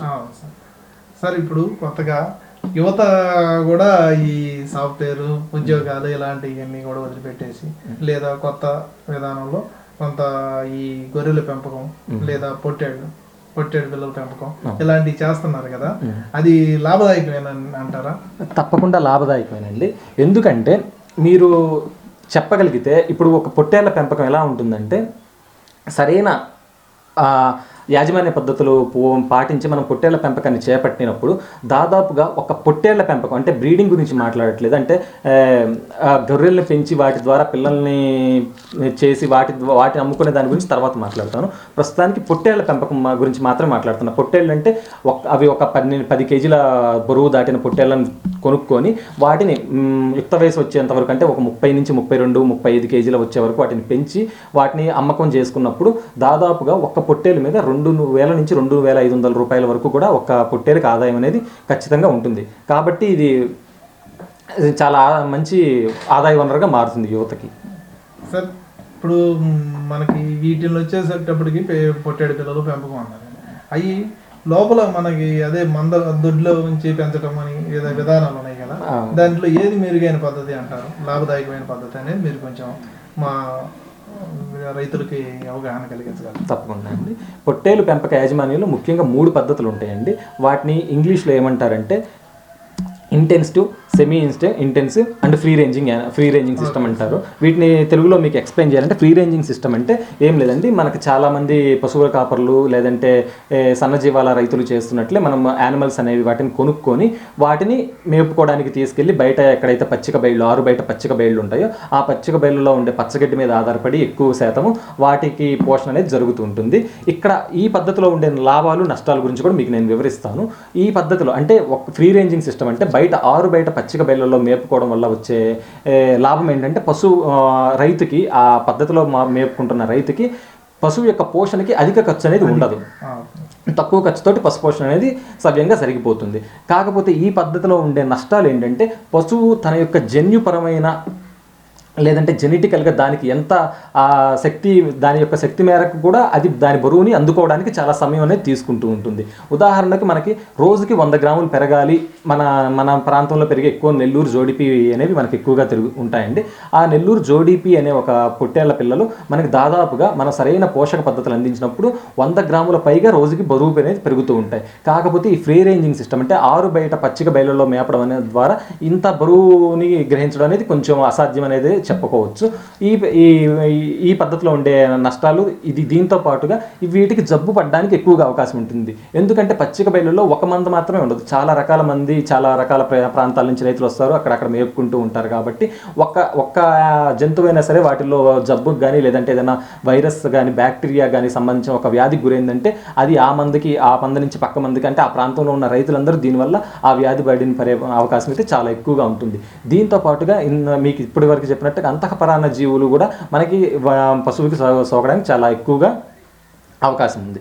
ఇకపోతే రెండో పద్ధతి గురించి మాట్లాడితే సెమీ ఇంటెన్సివ్ సిస్టమ్ అంటారు. సెమీ ఇంటెన్సివ్ సిస్టమ్ అంటే ఈ పద్ధతిలో ఏం చేస్తారంటే రైతు పొద్దునే అంటే అతనికి కొంత పొలం అనేది ఏర్పరచుకుంటారు. అంటే గ్రేజింగ్ ల్యాండ్ అంటే మారు బయట ఒక 1 ఎకర్ కానీ లేదంటే ఒక 2 ఎకర్స్ కానీ 2 ఎకరాల పొలాన్ని తీసుకొని ఆ ప్రాంతంలో ఆ పశువులు అనేవి లేకపోతే ఆ జీవాలు అనేవి మేయడానికి కొంత పచ్చగడ్డి అనేది ఏర్పాటు చేసుకుంటాడు. దీంతో పాటుగా అతను కాన్సన్ట్రేట్ అంటే దానాలు కూడా కొంతవరకు వాడుతూ ఉంటాడు. ఇక్కడ ఏంటంటే అంటే ఒక రకమైన షెడ్ అనేది ఏర్పాటు చేయడం జరుగుతుంది. ఆ రాత్రిపూట వాటికి వస్తే ఏర్పాటు చేస్తారు. తర్వాత పొద్దున్నే వాటికి బయటికి మేతకి తీసుకెళ్ళినప్పుడు కూడా ఆరు బయట కూడా వాటికి సరైన పర్యవేక్షణ అనేది కొంత ఎక్కువగా ఉంటుంది. ఆరు బయట వాటిని మేపుతున్నప్పుడుతో కంపేర్ చేసుకుంటే ఈ పద్ధతిలో మేపే వాటి మీద కొంచెం పర్యవేక్షణ అనేది ఎక్కువగా ఉంటుంది. ఇక్కడ ఉన్న లాభం ఏంటంటే ఆరు బయట మేపే వాటికన్నా ఇక్కడ యావరేజ్ డైలీ గెయిన్ అని చెప్పాను చూసారా, అది అనేది కొంచెం అధికంగా ఉంటుందన్నమాట. ఉదాహరణకు పచ్చిక బెల్లలో మేపే ఒక పొట్టేలు అనేది రోజుకి 50 గ్రాములు కానీ లేకపోతే 40 గ్రాముల నుంచి 50 గ్రాములు పెరగడానికి అవకాశం ఉంటే ఈ పద్ధతిలో పెంచుకునే వాటికి దాదాపుగా 60 నుంచి 80 గ్రాములు రోజుకు పెరగడానికి అవకాశం ఉంటుంది. కాకపోతే ఇందులో ఉండే నష్టం ఏంటంటే రైతు కాన్సన్ట్రేట్స్ అంటే పశువు యొక్క దానాల మీద మనకి కొంతవరకు ఖర్చు చేయాల్సి ఉంటుంది. ఇది ఈ పద్ధతి. మూడో పద్ధతి ఉందండి, కంప్లీట్ ఇంటెన్సివ్ పద్ధతి అంటారు. అంటే ఈ పద్ధతి అంటే ఇంకా ఖచ్చితంగా పశువు అనేది బయటికి ఎక్కడికి వెళ్ళదు, ఖచ్చితంగా ఫామ్ కండిషన్స్లోనే మేపడం జరుగుతుంది. అంటే కంప్లీట్గా దొడ్లోనే మేపడం జరుగుతుంది. అంటే ఒక రకమైన షెడ్ వేస్తారు. షెడ్ ఎలా వేస్తారంటే ఒక జీవానికి 10 చదరపు అడుగుల లెక్కన స్థలాన్ని కేటాయించుకొని ఒక షెడ్ అనేది నిర్మాణం చేస్తారు. ఆ షెడ్లోనే పచ్చగడ్డి నుంచి దానా వరకు ప్రతిదాన్ని కూడా అక్కడికే పశువు యొక్క వద్దకే తీసుకెళ్తారు. అంటే మార్నింగ్ టైంలో ఒక క్లియర్ కట్ అంటే ఒక నియంత్రిత పోషణ వ్యవస్థ అనేది ఇక్కడ ఏర్పాటు చేయడం జరుగుతుంది. అంటే మార్నింగ్ టైంలో ఖచ్చితంగా కాన్సన్ట్రేట్స్ అంటే దానాలు ఇవ్వడం, అలానే దాని తర్వాత మళ్ళీ పచ్చగడ్డి ఇవ్వడం, దాంతోపాటు లెగ్యూమ్స్ అంటే చిక్కుడు జాతికి సంబంధించిన మొక్కలకు సంబంధించిన వ్యర్థాలను ఇవ్వడం కానీ లేకపోతే వాటితో పాటు సూపర్ నేపియర్ లాంటి అధిక పోషక విలువలు ఉన్న మొక్కలను అందించడం కానీ ఇలాంటివి జరుగుతుంటుంది. ఈ పద్ధతిలో ఉన్న అధిక లాభం ఏంటంటే పశువు అనేది చాలా త్వరగా దానికి జన్యుపరంగా ఎంత శక్తి అయితే ఉందో అంత శక్తి మేరకు కూడా అది చాలా త్వరగా దాని యొక్క బరువుని పెంచుకోవడానికి అవకాశం ఉంది. జన్యుపరంగా అన్నారు అంటే అర్థం ఏంటి సార్? జన్యుపరంగా అంటే ఉదాహరణకి ఒక ఛాలెంజ్ ఫీడింగ్ అనేది ఛాలెంజ్ ఫీడింగ్ అని అంటారు దీన్ని. ఛాలెంజ్ ఫీడింగ్ అంటే ఏం లేదు, ఒక పశువుకి తిన్నంత దాణా కానీ స్వీకరించగలిగినంత ఆహారం మనం ఇవ్వగలిగినప్పుడు అది ఎంత శరీర బరువుని అది తీసుకోగలదు దాని కెపాసిటీ మేరకు అనే దాన్ని ఉదాహరణగా తీసుకుంటే జన్యుపరంగా దాని కెపాసిటీ అనేది ఫిక్స్ అయి ఉంటుంది అనమాట అక్కడ. అంటే అది ఎంత బరువు అంటే ఇప్పుడు మన ఉదాహరణకి చెప్పాలంటే ఇప్పుడు పొట్టేలు పిల్ల ఉంది, దానికి రోజుకి 400 గ్రాములు 500 గ్రాములు మనం వేసినా అంత తినవవి. దాని శక్తి మేరకు అది తిన్నప్పుడు అది ఎంత బరువు పెరుగుతుంది అనేది దాని జెనెటిక్ కెపాసిటీ డిసైడ్ చేస్తుంది అంటారు. అంటే జన్యుపరంగా దాని యొక్క లిమిట్ అనేది ఉంటుంది. దీన్ని జన్యుపరము అంటారు. అంటే దాని తల్లిదండ్రులు దాని వారసత్వంగా ఇది ఎంతవరకు దాని యొక్క శరీర బరువును పెంచుకోగలుగుతుంది అనేది ఆధారపడి మనకి జన్యుపరం అనే పదం వాడచ్చు మనం. ఈ ఇంటెన్సివ్ పద్ధతిలో ఈ జన్యుపరంగా దాని కెపాసిటీ ఎంతైతే ఉంటుందో దాని పూర్తి జన్యుపరమైన శక్తిని కూడా అది అందుకోగలుగుతుంది. ఉదాహరణకు ఇందాక చెప్పినట్లే నెల్లూరు జోడిపికి సంబంధించిన పొట్టేళ్ల పిల్లలు దాదాపుగా 120 గ్రాముల వరకు యావరేజ్ డైలీ గెయిన్ అనేది మనకి తీసుకోవచ్చు. 150 నుంచి 150 గ్రాముల వరకు కూడా అది తీసుకోవడానికి అవకాశం ఉంది ఇంటెన్సివ్ ఫార్మింగ్లో. ఇంకా కొంతమంది అభ్యుదయ రైతుల్ని వాళ్ళ ఫార్మింగ్ కండిషన్స్లో చూసినప్పుడు ఇప్పుడు ఎక్కువ యువతే ఇది వృత్తిగా స్వీకరిస్తున్నారు కాబట్టి దానికి మీరు ఇచ్చే బలమైన సందేశంగా చెప్పాలి. ఇది 180 గ్రాముల వరకు కూడా పెరిగిన సందర్భాలు అనేవి మన లైవ్ కండిషన్ ఫామ్స్లో చూసాం. మనం గమనించిన విషయాలు ఇవి. 180 గ్రాములు కూడా పెరిగిన సందర్భాలు మనం చూసాము. అంత ఫాస్ట్గా పెరిగినప్పుడు ఏమవుతుందంటే రైతు ఏ పెట్టుబడి అయితే వాటి మీద పెడతాడో ఆ పెట్టుబడి త్వరగా రైతుకి మళ్ళీ లాభాన్ని చేకూరుస్తుంది. మళ్ళీ వెంటనే రైతు తిరిగి మళ్ళీ పెట్టుబడి పెట్టడానికి అంటే నెంబర్ ఆఫ్ సైకిల్స్, అంటే ఎక్కువ సార్లు తన పెట్టుబడిని తిరిగి పెట్టుబడులు పెట్టడాన్ని ఎక్కువ సార్లుగా తను చేసుకోగలుగుతాడు. అది ఈ పద్ధతిలో ఉన్న ఎక్కువ అడ్వాంటేజ్ అండి. సార్, ఇప్పుడు దీనికి మీరు ఇచ్చే ఆహారం విధానం అనేది రోజుకి ఎంత ఉంటుంది, దానికి ఖర్చు ఎంత ఉంటుంది, దాని గురించి కాస్త వివరండి. తప్పకుండా అండి. ఇప్పుడు 3 పద్ధతులు చెప్పాను కదండి. 3 పద్ధతుల్లో ఏ పద్ధతిలో కూడా ప్రతి పద్ధతిలో ఎంత ఖర్చు అవుతుంది, దాని యావరేజ్ డైలీ గెయిన్ అంటే రోజు మీద అది ఎన్ని గ్రాములు బరువు పెరుగుతుంది అనేది కూడా మీకు ఇప్పుడు క్లియర్గా చెప్తాను. ఫస్ట్ మనం తీసుకోవాల్సింది ఏంటంటే ఫ్రీ రేంజింగ్ సిస్టమ్ గురించి మాట్లాడదామండి. ఫ్రీ రేంజింగ్ సిస్టమ్ అంటే ఆరు బయట పచ్చిక బెల్లంలో సాధారణంగా పశువులు కాపర్లు తిప్పుకుంటూ మేపుకునే పద్ధతి. ఈ పద్ధతిలో పశువుకి దాదాపుగా మనం బయట నుంచి అందించే కాన్సన్ట్రేట్స్ అంటే దానాలు దాదాపుగా ఏమీ ఉండకపోవచ్చు. అంటే ఒకవేళ ఏదైనా ఇచ్చినా కూడా అది బిలో 50 గ్రామ్స్ అంటే 50 గ్రాముల కన్నా తక్కువ ఉంటాయి కాబట్టి వాటి ఖర్చును మనం లెక్కించడానికి కుదరదు. అక్కడ దాదాపుగా తిండి మీద ఏ ఖర్చు లేనట్టే లెక్కేసుకోవాలి ఫ్రీ రేంజింగ్ సిస్టమ్ గురించి. సో ఇక్కడ మనం ఫ్రీ రేంజింగ్ సిస్టమ్ అనేది ఖర్చు అనేది ఏమి ఉండదు కాబట్టి దాన్ని పక్కన పెట్టేద్దాం. రెండోది సెమీ ఇంటెన్సివ్ సిస్టమ్ అంటారండి. సెమీ ఇంటెన్సివ్ సిస్టమ్ అంటే ఈ పద్ధతిలో రైతు మార్నింగ్ అంటే రోజు పొద్దున కానీ సాయంత్రం పూట కానీ ఏదో ఒక టైంలో వాటికి దానా అనేది అందిస్తాడు. దానా ఎంత పరిమాణంలో అందించాలి అంటే పశువు అంటే ఒక పొట్టేలు ఎంతైతే ఉందో దాని శరీర బరువులో 1.5% డ్రై మ్యాటర్ అంటే ఎండు పదార్థం రూపంలో మనం అందించాల్సి ఉంటుంది. ఉదాహరణకు ఒక పొట్టేలు దాదాపుగా ఒక 15 కిలోలు బరువు ఉంది అనుకుందాం అనుకోండి. దానికి 150 నుంచి 200 గ్రాముల వరకు మనము దానా అనేది దానా రూపంలో అందించాల్సి ఉంటుంది. కాకపోతే ఇక్కడ రైతులు గుర్తుపెట్టుకోవాల్సిన విషయం ఇంకోటి ఉంది. దానా అన్న వెంటనే దానాల్లో చాలా రకాలు ఉంటాయండి. రూమినెంట్స్ అంటే ఇప్పుడు అర్ల పొట్ట ఉన్న ప్రతి దాంట్లో కూడా మనం ఈ ప్రోటీన్ కాన్సన్ట్రేట్ ఎంత పెడుతున్నాము అంటే ప్రోటీన్స్ అంటే మాంసకృత్తుల శాతం ఎంత ఉంటుంది మనం అందిస్తున్న దానాలు అనేది చాలా గమనించాల్సిన చాలా ముఖ్యమైన విషయం. ఎందుకంటే 18% మాంసకృత్తులు కలిగిన దానాలు మనకు మార్కెట్లో అవైలబుల్ ఉంటాయి. 20% ఉన్న అంటే 18% అంటే ఏం లేదండి. 1 కేజీ దాణా తీసుకుంటే దాంట్లో 18% మాంసకృత్తులే ఉంటాయని దాని అర్థం. అలానే 20% అంటే 1 కేజీ దాణా మనం తీసుకుంటే దాంట్లో 20% అనేది పూర్తిగా మాంసకృత్తులు ఉంటాయని అర్థం. అలానే 22% మాంసకృత్తులు ఉండేది కూడా మనకు అలా ఉంటాయి అన్నమాట. మనకి 22% ప్రోటీన్ అని అంటే మనం 1 కేజీ దాణా తీసుకుంటే ఆ దానాలో 22% అనేది ప్రోటీన్లు అనేది ఉంటాయి. వీటితో పాటు మనం ముఖ్యంగా గమనించవలసిన విషయం అంటే రూమినెంట్స్ అంటే అర్ల పొట్టగలిగిన పశువుల విషయంలో మనం గమనించవలసింది TDN అని అంటారు, టోటల్ డైజెస్టబుల్ న్యూట్రియన్స్. అంటే మనం 1 కేజీ దాణా ఎప్పుడైతే మనం ఒక జీవానికి ఇస్తామో ఆ కేజీలో ఎన్ని గ్రాములు అంటే ఆ కేజీలో ఎన్ని గ్రాములు అనేది పశువుకి జీర్ణం అవుతుంది, ఎన్ని గ్రాములు అనేది వేస్ట్గా బయటికి మలమూత్రాల ద్వారా వెళ్ళిపోతుంది అనేది కూడా చాలా అవసరం అండి. మనం ఏదైనా ఒక దాణా ఇస్తున్నప్పుడు మినిమం 65 to 80 వరకు కూడా మనకి TDN ఉండేలాగా చూసుకోవాలన్నమాట. అంటే మనం 1 కేజీ దాణా ఇస్తే దాంట్లో ఎంత లేదనుకున్నా కూడా 750 నుంచి 800 గ్రాములు అనేది దానికి పూర్తిగా అరుగుదల కావాలి, శరీరం వినియోగం చేసుకోవాలి.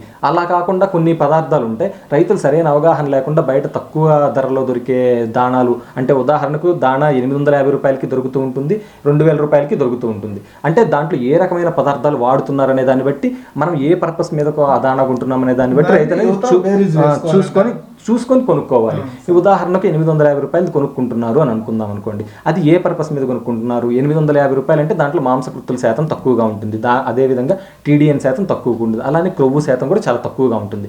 అలాంటివి ఏ పశువులకు వాడాలి అనేది తెలుసుకొని మనం వాటి ప్రకారమే వాడుకోవాలి. ఇప్పుడు మనం పొట్టేళ్ల గురించి మాట్లాడుకుంటున్నాం. పొట్టేళ్ళు శరీర బరువు అధికంగా పెరగాలంటే వాటిలో శరీర బరువు పెరగడానికి మనకు ముఖ్యంగా కావాల్సింది మాంసకృత్తులు అనేది కావాలి. వీటితో పాటుగా ఫ్యాట్ అంటే క్రొవ్వు పదార్థాలు కూడా మనకు అధికంగా కావాలి. ఈ రెండింటితో పాటు కార్బోహైడ్రేట్స్ అనేది కూడా ఇంపార్టెంట్. ఎందుకంటే ఎప్పుడైనా సరే శరీర ధర్మం ప్రకారం మాంసకృత్తులు శరీర కణజాలాన్ని నిర్మించేటప్పుడు అవసరమైన శక్తిని కార్బోహైడ్రేట్స్ ఫ్యాట్స్ మాత్రమే మనకి ఇస్తాయి. అంటే క్రొవ్వు పదార్థాలు పిండి పదార్థాలు అని అంటారు. క్రొవ్వు పదార్థాలు పిండి పదార్థాలు ఇచ్చే శక్తిని ఉపయోగించుకొని శరీర కణజాలాన్ని మాంసకృత్తుల్లో నిర్మిస్తాయి అన్నమాట. కాబట్టి మనం ఏదైనా ఒక దాణా పెడుతుంటే దాంట్లో ఈ 3 మాంసకృత్తులు, క్రొవ్వు పదార్థాలు, పిండి పదార్థాలు 3 తగు శాతాల్లో ఉండేలాగా మనం చూసుకొని పెట్టుకోవాలి. ఫర్ ఎగ్జాంపుల్ ఇప్పుడు ఉదాహరణకు మనం పొట్టేళ్ల గురించి మాట్లాడుకుంటున్నాం కాబట్టి పొట్టేళ్లకి అవసరమైన దానాలో దాదాపుగా 22% క్రూడ్ ప్రోటీన్ అంటారు మాంసకృత్తులు ఉండే దానా అయితే అది శరీర బరువుని చాలా త్వరితంగా దాని యొక్క జన్యుపరంగా దానికి ఎంత కెపాసిటీ ఉంటుందో ఆ కెపాసిటీని రీచ్ అవ్వడానికి చాలా మంచి అవకాశం ఉంటుంది. సెమీ ఇంటెన్సివ్ పద్ధతిలో ఇందాక మనం మాట్లాడుకున్నప్పుడు ఖర్చు గురించి మాట్లాడుకున్నప్పుడు దాదాపుగా 10 నుంచి 30 కేజీల వరకు మాత్రం పెంచుకోవడం చాలా అనువుగా ఉంటుందన్నమాట. ఎందుకు 30 కేజీల తర్వాత ఒక పొట్టేళ్ళు పెంచుకోకూడదు అని అంటే మనుషుల్ని కూడా ఉదాహరణగా తీసుకోండి. మనం చిన్నప్పటి నుంచి దాదాపుగా చాలా ఫాస్ట్గా బాడీ వెయిట్స్ అనేవి పెరుగుతాం. ఒక 20 సంవత్సరాల వయసు వచ్చే వరకు చాలా ఫాస్ట్గా పెరుగుతాం. ఇప్పుడు 20 సంవత్సరాల వయసు వచ్చేసరికి మీరు ఒక 60 కేజీలు బరువు ఉన్నారనుకోండి, మీరు దాదాపుగా 50 లేకపోతే 70 కేజీలకు వెళ్ళేసరికి కూడా ఆ 60 కేజీల బరువు అనేది మహా అయితే 70 80 అవుతుంది. అంటే ఆ పర్సంటేజ్ అనేది అంటే మనం 0 కేజీల నుంచి చాలా ఫాస్ట్గా పెరుగుతుంది చూసారు. అంతవరకు మాత్రమే మనకి జెనెటిక్ కెపాసిటీ బాగుంటుంది అంటారు. పొట్టేళ్లలో కూడా అలాగనే 30 కేజీలు అంటే 10 నుంచి 30 కేజీలు బాడీ వెయిట్ శరీర బరువుకి వెళ్ళేంత వరకు కూడా ఆ ఫీడ్ కన్వర్షన్ రేషియో అనేది ఉంటారు. అంటే 1 కేజీ బరువు పెరగాలంటే ఎన్ని కేజీల ఆహారం అనేది తీసుకోవాలనే దాన్ని ఫీడ్ కన్వర్షన్ రేషియో అంటారు. ఉదాహరణకి పొట్టేళ్లలో 10 నుంచి 30 కేజీలు బరువు పెరిగే టైంలో ప్రతి 7 కేజీల ఆహారానికి 1 కేజీ బరువు అనేది పెరుగుతుంది. ఒక్కసారి 30 కేజీలు దాటి 40 అలా వెళ్ళిపోయిన తర్వాత అదే 1 కేజీ శరీర బరువు పెరగడానికి దాదాపుగా 12 కేజీల ఆహారం అనేది తీసుకుంటుంది అది. కాబట్టి రైతులకి మేము ఇచ్చే సలహా ఏంటంటే 10 నుంచి 30 తీసుకున్న ఆహారానికి తగినంతగా శరీర బరువు జరగదు అంతే. ఇప్పుడు 7 కేజీల ఆహారంతో 1 కేజీ పెరగడానికి 12 కేజీల ఆహారంతో 1 కేజీ పెరగడానికి చాలా అవగాహన చాలా డిఫరెన్స్ అయితే ఉంది. కాబట్టి 10 నుంచి 30 కేజీల వరకు మాత్రం బాడీ వెయిట్ పెంచుకుంటూ ఆ టైంలో ఎఫ్సిఆర్ అనేది అంటే ఫీడ్ కన్వర్షన్ రేషియో అంటే ఎన్ని కేజీల ఆహారానికి 1 కేజీ బరువు పెరుగుతుంది అనేది బేరీజ్ వేసుకుంటూ యువత అనేది సెమీ ఇంటెన్సివ్లో మనం జాగ్రత్తగా అబ్జర్వ్ చేసుకోవాలి. ఈ సెమీ ఇంటెన్సివ్లో మనం ఖర్చు గురించి లెక్కేస్తే దాదాపుగా ఒక యావరేజ్గా ఒక పొట్టేల మీద మనం దాదాపు 200 నుంచి 250 గ్రాముల ఆహారం అనేది మనం పెడతాం. 200 గ్రాముల ఆహారం అంటే దాదాపుగా మార్కెట్లో మంచి క్వాలిటీ అంటే మంచి నాణ్యత ఉన్న దాణా అనేది దాదాపు 30 రూపాయలు ఖరీదు అనుకున్నప్పుడు దాదాపుగా 30 రూపాయల్లో 200 గ్రాములు అంటే దాదాపుగా 6 రూపాయల నుంచి 7 రూపాయల వరకు అది ఖర్చు పడుతుంది. దాంతోపాటుగా పచ్చగడ్డి, మినరల్ మిక్చర్స్ ఇవి కూడా చాలా ఇంపార్టెంట్ ఉంటాయి మనకి సెమీ ఇంటెన్సివ్ సిస్టంలో. వాటి మీద పచ్చగడ్డి పెంచుకోవడానికి దాదాపుగా అది 2 కేజీల నుంచి 3 కేజీల పచ్చగడ్డి అనేది తింటుంది అని అనుకున్నప్పుడు పచ్చగడ్డికి 1 రూపాయి నుంచి 1.5 రూపాయి వరకు ఖర్చు అనేది అవుతుంది పచ్చగడ్డి పెంచుకోవడానికి. అంటే ఇది 3 కేజీలు తింటే 3 రూపాయలు అంటే 6 రూపాయలు ప్లస్ ఇది ఒక 3 రూపాయలు. దీంతో పాటుగా ఎండుగడ్డి కూడా దాదాపు 1 కేజీ తింటది.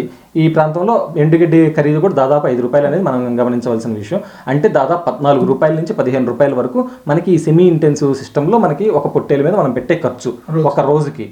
ఆ ఒక రోజు మీద మనకి 80 గ్రాములు బరువు పెరిగినప్పుడు లైవ్ వెయిట్ 80 గ్రాములు బరువు అంటే మనం ఎంత ఖర్చు పడుతుంది అనేది మనం లెక్కేసుకుంటే మనం పెట్టే ఖర్చు కన్నా అది పెరిగిన బరువు వల్ల వచ్చే ఆదాయం అనేది రైతుకి అధికంగా ఉంటుంది ఇక్కడ ఈ సెమీ ఇంటెన్సివ్ పద్ధతిలో. ఇప్పుడు కంప్లీట్ ఇంటెన్సివ్ పద్ధతికి వెళ్ళినప్పుడు కంప్లీట్గా ఇంకా రైతు యొక్క ఇన్వాల్వ్మెంట్ అనేది చాలా తక్కువగా ఉంటుంది. ఇంకా కంప్లీట్గా ఒక ఫార్మ్ కండిషన్స్ అంటే ఒక షెడ్ అనేది ఒక నిర్మాణం చేసి ఆ లోపలే ఇంకా కంప్లీట్గా పశువు అనేది లేదంటే ఆ జీవం అనేది కంప్లీట్గా ఉంటుంది.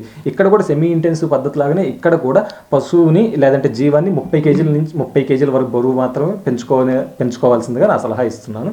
దాంతోపాటు ఇక్కడ ఖర్చు చూసుకుంటే ఇక్కడ ఆ ఖర్చుతో పాటు లేబర్ ఖర్చు అనేది కొంచెం పెరుగుతుంది. ఎక్కడైతే మనకి ల్యాండ్ అంటే వ్యవసాయ భూమి మనకి అందుబాటులో లేదో అలాంటి పరిస్థితుల్లో మాత్రం కంప్లీట్ ఇంటెన్సివ్గా వెళ్ళమని నేను సలహా ఇస్తున్నాను. అలా కాకుండా వ్యవసాయ భూమి మనకు అందుబాటులో ఉన్న ప్రాంతాల్లో ఎవరైనా సరే ఒక యువత వాళ్ళు పశువు పోషణకి లోకి రావాలని ఆ ఉత్సాహం చూపిస్తున్నప్పుడు వాళ్ళకి సెమీ ఇంటెన్సివ్ పద్ధతి అనేది మొదటగా వాళ్ళకి చాలా ఉపయోగకరంగా ఉంటుంది.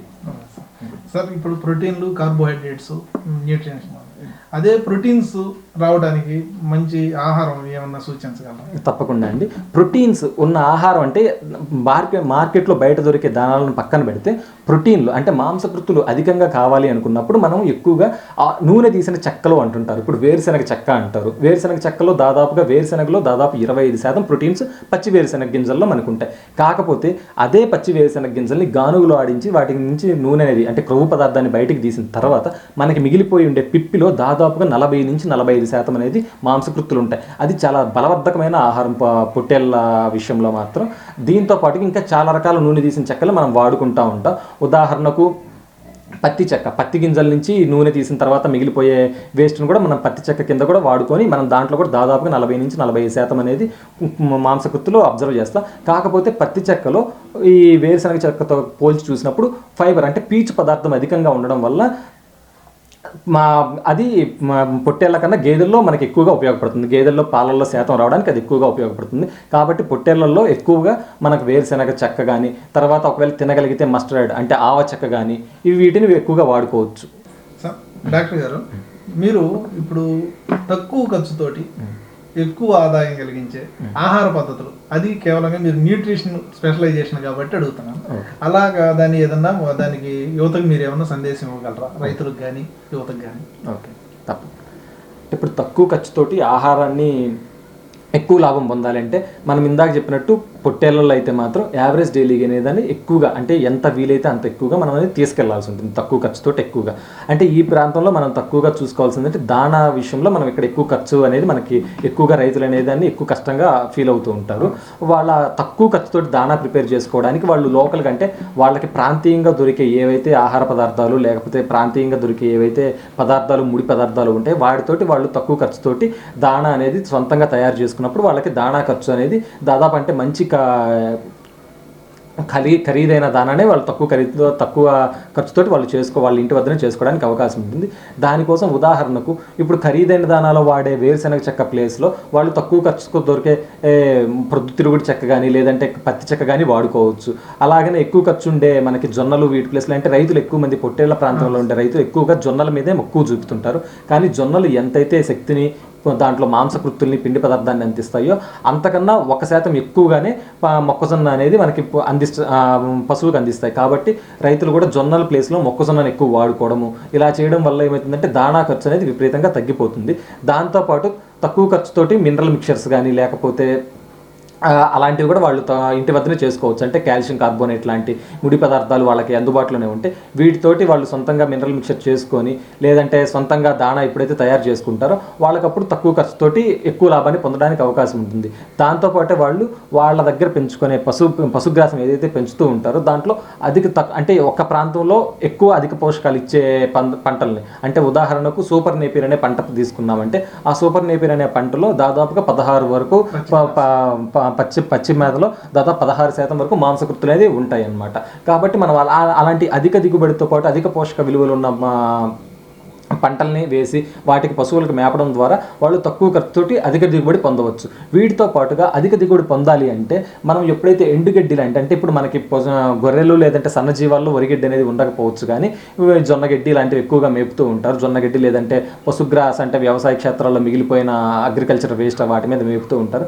అలాంటి వాటి మీద మనం యూరియా ట్రీట్మెంట్ లాంటి పద్ధతులు అంటే ఆధునిక సాంకేతికతను జోడించిన పద్ధతులను వాడినప్పుడు మనం వాటి ద్వారా ఎక్కువ టీడీఎన్ ఇందాక చెప్పినట్లు జీర్ణమయ్యేలా అగ్రికల్చర్ అంటే వ్యవసాయ వ్యర్థాన్ని కూడా ఎక్కువగా జీర్ణమయ్యేలాగా మార్చవచ్చు. దానికోసం మనం యూరియా ట్రీట్మెంట్ లాంటి పద్ధతులను వాడుకోవచ్చు. సార్ డాక్టర్ గారు, ఇప్పుడు పచ్చిగ్రాసం అంటే ఎలా అందించాలి? సూపర్ నేపియర్ అలా చెప్తున్నారు కదా, ఇప్పుడు సూపర్ నేపియర్ని ఎలా అందించాలి అంటే ఏ పచ్చిగడ్డినైనా సరే మనం డైరెక్ట్గా అంటే ఉన్నట్టుగానే ఇవ్వడం కన్నా మనం చాఫింగ్ చేసి దాన్ని చిన్న చిన్న ముక్కలుగా విడగొట్టి ఇవ్వడం వల్ల మనకి జీర్ణ శక్తి పశువుకి జీర్ణమయ్యే పదార్థాలు ఎక్కువగా తయారవుతాయి. అంటే టీడీ అనేది ఎక్కువ అవుతుంది అనమాట. కారణం ఏంటి అంటే ఒక పదార్థం పెద్దగా ఉన్నప్పుడు దాని మీద పనిచేసే ఎంజైమ్స్ కానీ దాని యొక్క కడుపులోకి వెళ్ళిపోయిన తర్వాత ఎంజైమ్స్ కానీ లేకపోతే వివిధ రకమైన యాసిడ్స్ కానీ ప్రాంతం అనేది ఎక్కువగా ఉన్నప్పుడు తక్కువగా ఉత్పత్తి అవుతాయి. అలా కాకుండా ముక్కలు అనేవి చిన్న చిన్న ముక్కలుగా మార్చి ఇవ్వడం ద్వారా ఆ ఎంజైమ్స్ కానీ లేకపోతే యాసిడ్స్ కానీ యాక్ట్ చేసే ప్రాంతం అనేది పెరుగుతుంది. దానివల్ల జీర్ణ వ్యవస్థ అనేది జీర్ణమయ్యే పదార్థాల శాతం అనేది ఎక్కువ అవుతుంది. కాబట్టి ఎప్పుడు మనం చాపింగ్ చేసేవడం అనేది ఉత్తమమైన పద్ధతి. చాపింగ్ చేసేస్తాం, మంచి సమాధానం సార్. మాకు ఇప్పుడు చాపింగ్ చేసుకోవడానికి అనువైనవి ఎక్కువ పోషకాలు గల పచ్చి మేతలను ఏమన్నా సూచించగలరా? తప్పకుండా అండి. దాంట్లో ఉదాహరణకు ఫస్ట్ చెప్తున్నది ఏంటంటే సూపర్ నేపియర్ అంటారు. సూపర్ నేపియర్లో మీకు ఇందాక చెప్పినట్లే దాదాపుగా 12 తోటి మొదలై 16% వరకు కూడా మాంసకృతులు అనేవి దాంట్లో ఉంటాయి. దాంతోపాటుగా ఏపీబిఎన్ వెరైటీస్, ఏపీబిఎన్ 1, 2, 3, 4 అని ఇన్ని రకరకాల వెరైటీస్ అనేవి ఉన్నాయి. అంటే నెంబర్ పెరిగే కొద్దీ వాటిలో ఉన్న నెగిటివ్ ఫ్యాక్టర్స్ అంటే వ్యతిరేకత తగ్గించుకుంటూ పోషక విలువలను పెంచుకుంటూ వెళ్తున్నారు ఏపీబీఎన్ వెరైటీస్లో. అలాగే అంటే ఏపీబీఎన్ అంటే ఆంధ్రప్రదేశ్ బాజ్రా నేపియర్, అంటే ఇవన్నీ మన సజ్జ జాతికి చెందిన మొక్కలు అన్నమాట. వాటితో పాటుగా మనం ఎక్కువగా జీర్ణమయ్యే పోషకాల్లో మంచి పోషక విలువలు ఉన్నాయంటే చిక్కుడు జాతి మొక్కలు ఉంటాయి చూసారు కదా, అలసంద, పిల్లి పెసర, ఇలాంటి వాటిని పెంచుకోవడం ద్వారా, ఇలాంటి వాటిని మేపడం ద్వారా కూడా మనం అధిక దిగుబడిని, అధిక శరీర బరువుని పెంచుకోవచ్చు. సార్ డాక్టర్ గారు, ఇంకా మనకి ఈ పోషకాలు మీరు చెప్పినట్టు చిక్కుడు జాతి అన్నారు కదా, చిక్కుడు జాతి ఈ అలసంద, పిల్లి పెసర ఈ కాకుండా ఇంకేమైనా రకాల వీటి కాకుండా హెడ్జిలియోసను, హెమాటా, స్టైలో హెమాటా అని రకరకాల చిక్కుడు జాతికి సంబంధించిన మొక్కలు ఉన్నాయి. వాటిలో కూడా పోషక విలువలు అనేది దాదాపుగా 16 నుంచి 18% కూడా వాటి యొక్క పచ్చిగ్రాసాన్ని మేపడం ద్వారా పశువులకు మనం అందించవచ్చు. సార్ డాక్టర్ గారు, ఇప్పుడు వేసవిలో పచ్చి మేత కొరత ఉంది, పచ్చి గ్రాస్. ఆ పచ్చి మేత కొరతను అధిగమించాలంటే రైతులకి ఎవరికి మీరు చెప్పేది? తప్పకుండా అండి, మంచి క్వశ్చన్. వేసవిలో నిజంగానే నీటి కొరత లేకపోతే వర్షాభావ ప్రభావం వల్ల మనకి పచ్చి పశుగ్రాసం అనేది మనకి చాలా అరుదుగా దొరుకుతూ ఉంటుంది. అలాంటప్పుడు మనం ఏం చేయొచ్చు అంటే దీనికి కరెక్ట్ సొల్యూషన్ ఏంటంటే సైలేజ్ ప్రిపరేషన్, తర్వాత హెయిలేజ్ ప్రిపరేషన్ అంటారు. సైలేజ్ ప్రిపరేషన్ అంటే పశుగ్రాసం అనేది మనకి ఎప్పుడైతే అధికంగా లభ్యమవుతుంది అంటే వర్షాకాలంలో మన పశువులు తిన్న కన్నా ఎక్కువగా మనకి ఎప్పుడైతే పశుగ్రాసం లభ్యత ఉంటుందో ఆ కాలంలో దొరికే పశుగ్రాసాన్ని మనం భద్రపరచుకొని వేసవి కాలంలో ఎప్పుడైతే పశుగ్రాస కొరత అనేది మనకి ఫేస్ చేస్తామో దాన్ని అందుకే పెంచవచ్చు. సైలేజ్ అంటారు. దీనికి ఇలా స్టోరేజ్ చేసుకోవడానికి అంటే దాన్ని ఇలా భద్రపరచుకోవడానికి 2 రకాల పద్ధతులు ఉన్నాయి. ఒకదాన్నేమో సైలేజ్ మేకింగ్ అని అంటారు, అంటే పాతరగడ్డి అంటారు. రెండోది హేలేజ్ అంటారు. పాతరగడ్డి అంటే ఏం లేదండి, మనం ఊరగాయ పెడతాం చూసారా, అదే టెక్నిక్, అదే సాంకేతికతని మనం పచ్చి గ్రాసం మీద ఉపయోగిస్తే వచ్చే పదార్థాన్ని సైలేజ్ అంటే పాతరగడ్డి అంటారు. అంటే ఏం లేదు, ఒక పచ్చగడ్డిని తీసుకొని దాన్ని చిన్న చిన్న ముక్కలుగా మార్చి వాటిని ఒక గుంత లేదంటే ఏదన్నా ఒక గాలి చొరబడిన ఒక ప్రదేశంలో దాదాపు 21 రోజుల పాటు వాటిలో ఉన్న బ్యాక్టీరియా కల్చర్ని మొత్తాన్ని మనం మార్చినప్పుడు, అంటే ఏరోబిక్ బ్యాక్టీరియా, అనరోబిక్ బ్యాక్టీరియా అని 2 రకాలు ఉంటాయండి. అంటే ఆక్సిజన్తో బతికేవి, ఆక్సిజన్తో బతకనివి. అంటే మనం అనరోబిక్ అంటే గాలి కూడా చొరబడిన పరిస్థితుల ప్రభావంతో 21 రోజుల పాటు మనం దాన్ని భద్రపరిచినప్పుడు దాంట్లో ఉన్న బ్యాక్టీరియల్ కల్చర్ అనేది మారిపోతుంటుంది. అది నార్మల్గా ఉన్న గడ్డి పాతరగడ్డిగా రూపాంతరం చెందుతుంది. ఒక్కసారిగా ఇలా రూపాంతరం చెందిన గడ్డి దాదాపుగా సంవత్సరం పాటుగా మనకి అది నిల్వ ఉండడానికి అవకాశం ఉంది. కాబట్టి మనం పశుగ్రాసం ఎప్పుడైతే అధికంగా లభ్యత ఉంటుందో అలాంటప్పుడు మనం దాన్ని పాతరగడ్డిగా రూపాంతరం చెందించి మనం వాడుకోవడానికి అవకాశం ఉంది. అలాగనే ఇందాక మీకు చెప్పినప్పుడు చిక్కుడు ఇలా ఏ గడ్డులను మార్చుకోగలము అంటే అన్ని జాతుల గడ్డలను కూడా మనం ఇలా సైలేజ్గా మార్చుకోవచ్చు అంటే అది కుదరదు. కొన్ని రకాల గడ్డలను మార్చవచ్చు, కొన్ని రకాల గడ్డలను అలా మార్చలేమండి. ఉదాహరణకి చెప్తే ఇందాక మీకు చెప్పినప్పుడు ఏ మొక్కల్లో అయితే పిండి పదార్థము అంటే చక్కెర శాతం అనేది ఎక్కువగా ఉంటుందో ఆ మొక్కలను మాత్రమే మనం ఇలా పాతరగడ్డిగా మార్చడానికి అవకాశం ఉంటుంది. ఉదాహరణకు మొక్కజొన్న అంటే ఇప్పుడు మీరు ప్రభుత్వం అందించే సబ్సిడీల వల్లనైతేనేమి, లేదంటే అభ్యుదయ రైతులు వాళ్ళ స్వతహాగా వాళ్ళు పొందిన అనుభవం వల్ల లేదంటే వాళ్ళు పొందిన జ్ఞానం వల్ల కానీ వాళ్ళు తెచ్చుకొని వాడే అన్ని సైలేజుల్లో కూడా మనం గమనిస్తే ముఖ్యంగా మొక్కజొన్నతో చేసిన సైలేజ్ మాత్రమే మనకు అందుబాటులో ఉంది. అంటే దాని అర్థం మొక్కజొన్నతో మాత్రమే సైలేజ్ చేయొచ్చు, మిగతా వేటితోటి సైలేజ్ చేయకూడదు అంటే అలా ఏం కాదు. మనకి సైలేజ్ చేయడానికి అనుకూలమైన పంటలు ఏంటి అంటే మొక్కజొన్న, జొన్న, సజ్జ, బార్లీ ఇలాంటి అంటే పిండి పదార్థం ఏ మొక్కల్లో అంటే ఏ జాతుల్లో అయితే అధికంగా ఉంటుందో పిండి పదార్థం, మాంసకృతులు తక్కువగా ఉండాలి. మళ్ళీ వాటిల్లో మాంసకృతులు తక్కువగా పిండి పదార్థం ఎక్కువగా ఉండే ఏ జాతి మొక్కలు అయితే ఉంటాయి అలాంటి జాతులన్నింటినీ కూడా మనం సైలేజ్గా మార్చవచ్చు. ఉదాహరణకి ఇందాకటి వరకు నేను సూపర్ నేపియర్ గురించి చెప్పాను. ఈవెన్ సూపర్ నేపియర్ని కూడా మనం సైలేజ్గా మార్చవచ్చు. కాకపోతే సూపర్ నేపియర్లో పిండి పదార్థం అనేది కొంత తక్కువగా ఉండడం వల్ల మొక్కజొన్న లాంటి ప్రాంతాలతో పోల్చినప్పుడు మనం వాటికి అడిషనల్గా అంటే బయట నుంచి మనం చక్కెరని అందించవలసి ఉంటుంది. అందుకే ఉదాహరణకు సైలేజ్తో అంటే సూపర్ నేపియర్ తోటి సైలేజ్ చేసుకోవాల్సిన వాళ్ళు మొలాసిస్ కానీ, లేదంటే చక్కెర నీళ్లు కానీ, లేదంటే బెల్లం నీళ్లు కానీ ఇలాంటి వాటిని వాడి కూడా మనం వాటిని ఇలాంటి సూపర్ నేపియర్ లాంటి జాతులని కూడా మనం సైలేజ్గా కూడా మార్చుకోవచ్చు. ఇది సైలేజ్ మేకింగ్ గురించి అండి. నెక్స్ట్ హేలేజ్. సైలేజ్ చేసే విధానాన్ని క్లుప్తంగా వివరించగలరా? తప్పకుండా అండి. సైలేజ్ చేయడానికి ప్రొసీజర్ అంటే సింపుల్ ప్రొసీజర్ అండి. ఏం లేదు, మనం ఇంట్లో ఊరగాయలు పెట్టుకోవడానికి మనం ఏదైతే టెక్నిక్ వాడతామో అదే టెక్నిక్. అంటే మనం అక్కడ టెక్నిక్ ఏంటంటే మనకి గాలి కూడా అంటే ఆక్సిజన్ కూడా వెళ్ళలేని ప్లేసుల్లో ఒక పదార్థాన్ని ఎక్కువ రోజులు ఊరబెట్టడాన్ని మనం అలా ఊరగాయగా మారుతుంది. అది ఇక్కడ కూడా అంతే. మనం కూడా దాదాపుగా పదార్థం అంటే ఏ మొక్కనైతే మనం సైలేజ్గా మార్చాలనుకుంటున్నామో, ఉదాహరణకి మొక్కజొన్న తీసుకుందాం. మొక్కజొన్న తీసుకున్నప్పుడు కూడా అది పిండి పదార్థం ఎక్కువగా ఉండే స్థాయిల వరకు పెరిగినప్పుడు మాత్రమే అది చెప్తాను. ఆ మొక్కజొన్నను తీసుకున్నప్పుడు, ఉదాహరణకు మొక్కజొన్న తీసుకున్నామంటే ఆ మొక్కజొన్నను ఏ స్థాయిలో అంటే ఎంతవరకు పెరిగాక మనం దాన్ని హార్వెస్ట్ అంటే నరికి తీసుకోవచ్చు అని చాలా ఇంపార్టెంట్ అనమాట.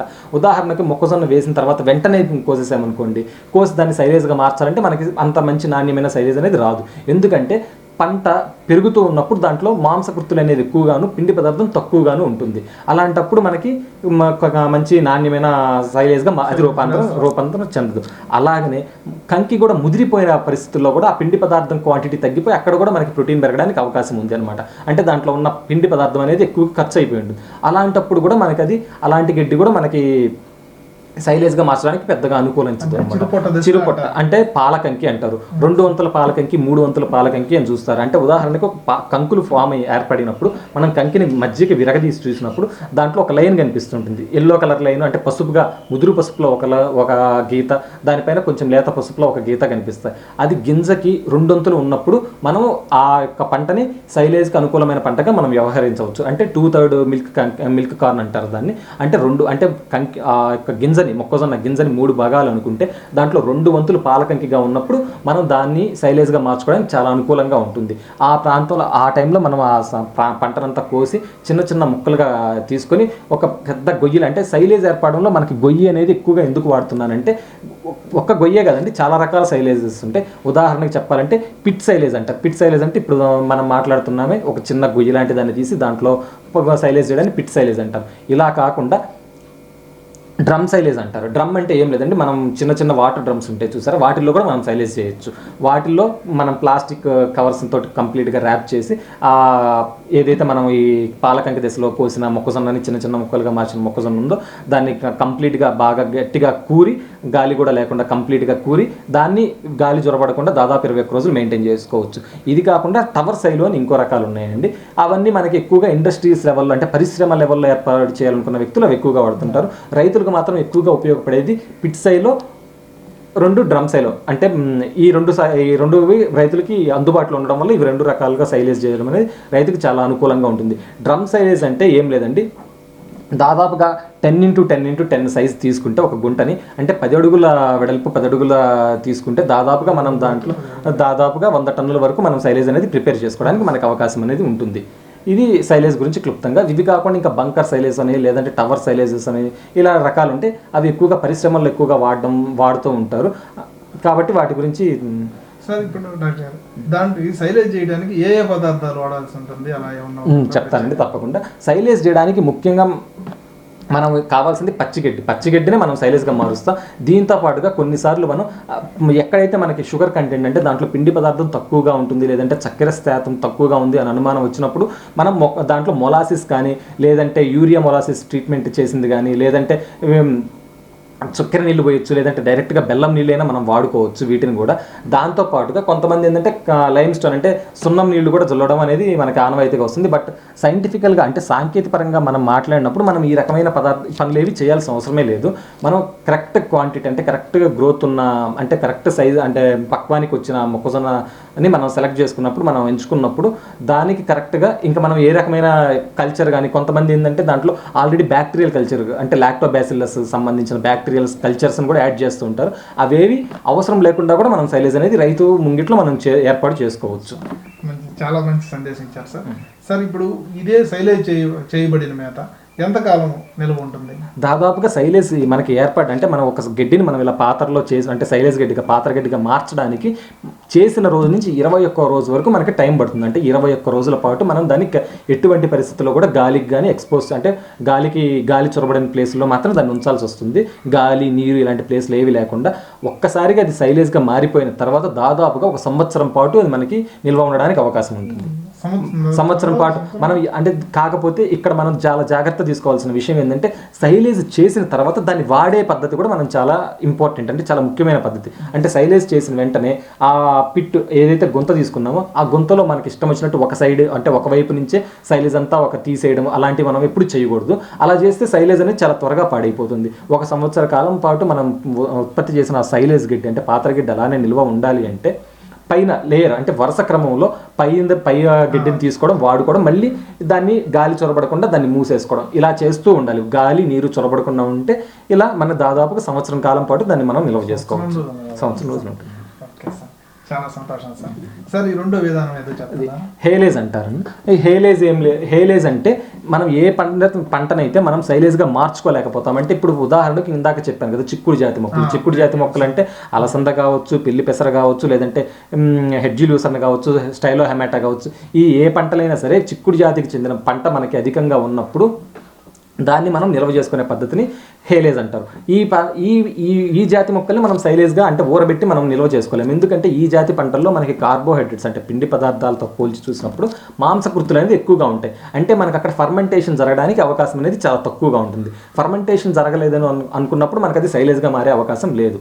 సైలేజ్గా మారినప్పుడు మనం ఇంకా ఏ పద్ధతిలో దాన్ని చేసుకోవాలంటే ఎండబెట్టడం అనమాట. అంటే హేలేజ్ అంటే నథింగ్ బట్ చాలా ఇంకా సింపుల్ ప్రొసీజర్ అండ్ చాలా పద్ధతి, ఇంకా సరళమైన పద్ధతి. అది సైలేజ్తో పోలి చూసినప్పుడు మనం పంటని కోసి దాంట్లో ఉన్న తేమ శాతాన్ని, అంటే దాదాపు ఒక పచ్చి మొక్కగా ఉన్నప్పుడు దాంట్లో దాదాపుగా 70% అనేది తేమ అనేది ఉంటుంది. 70 నుంచి 80% తేమ ఉంటుంది.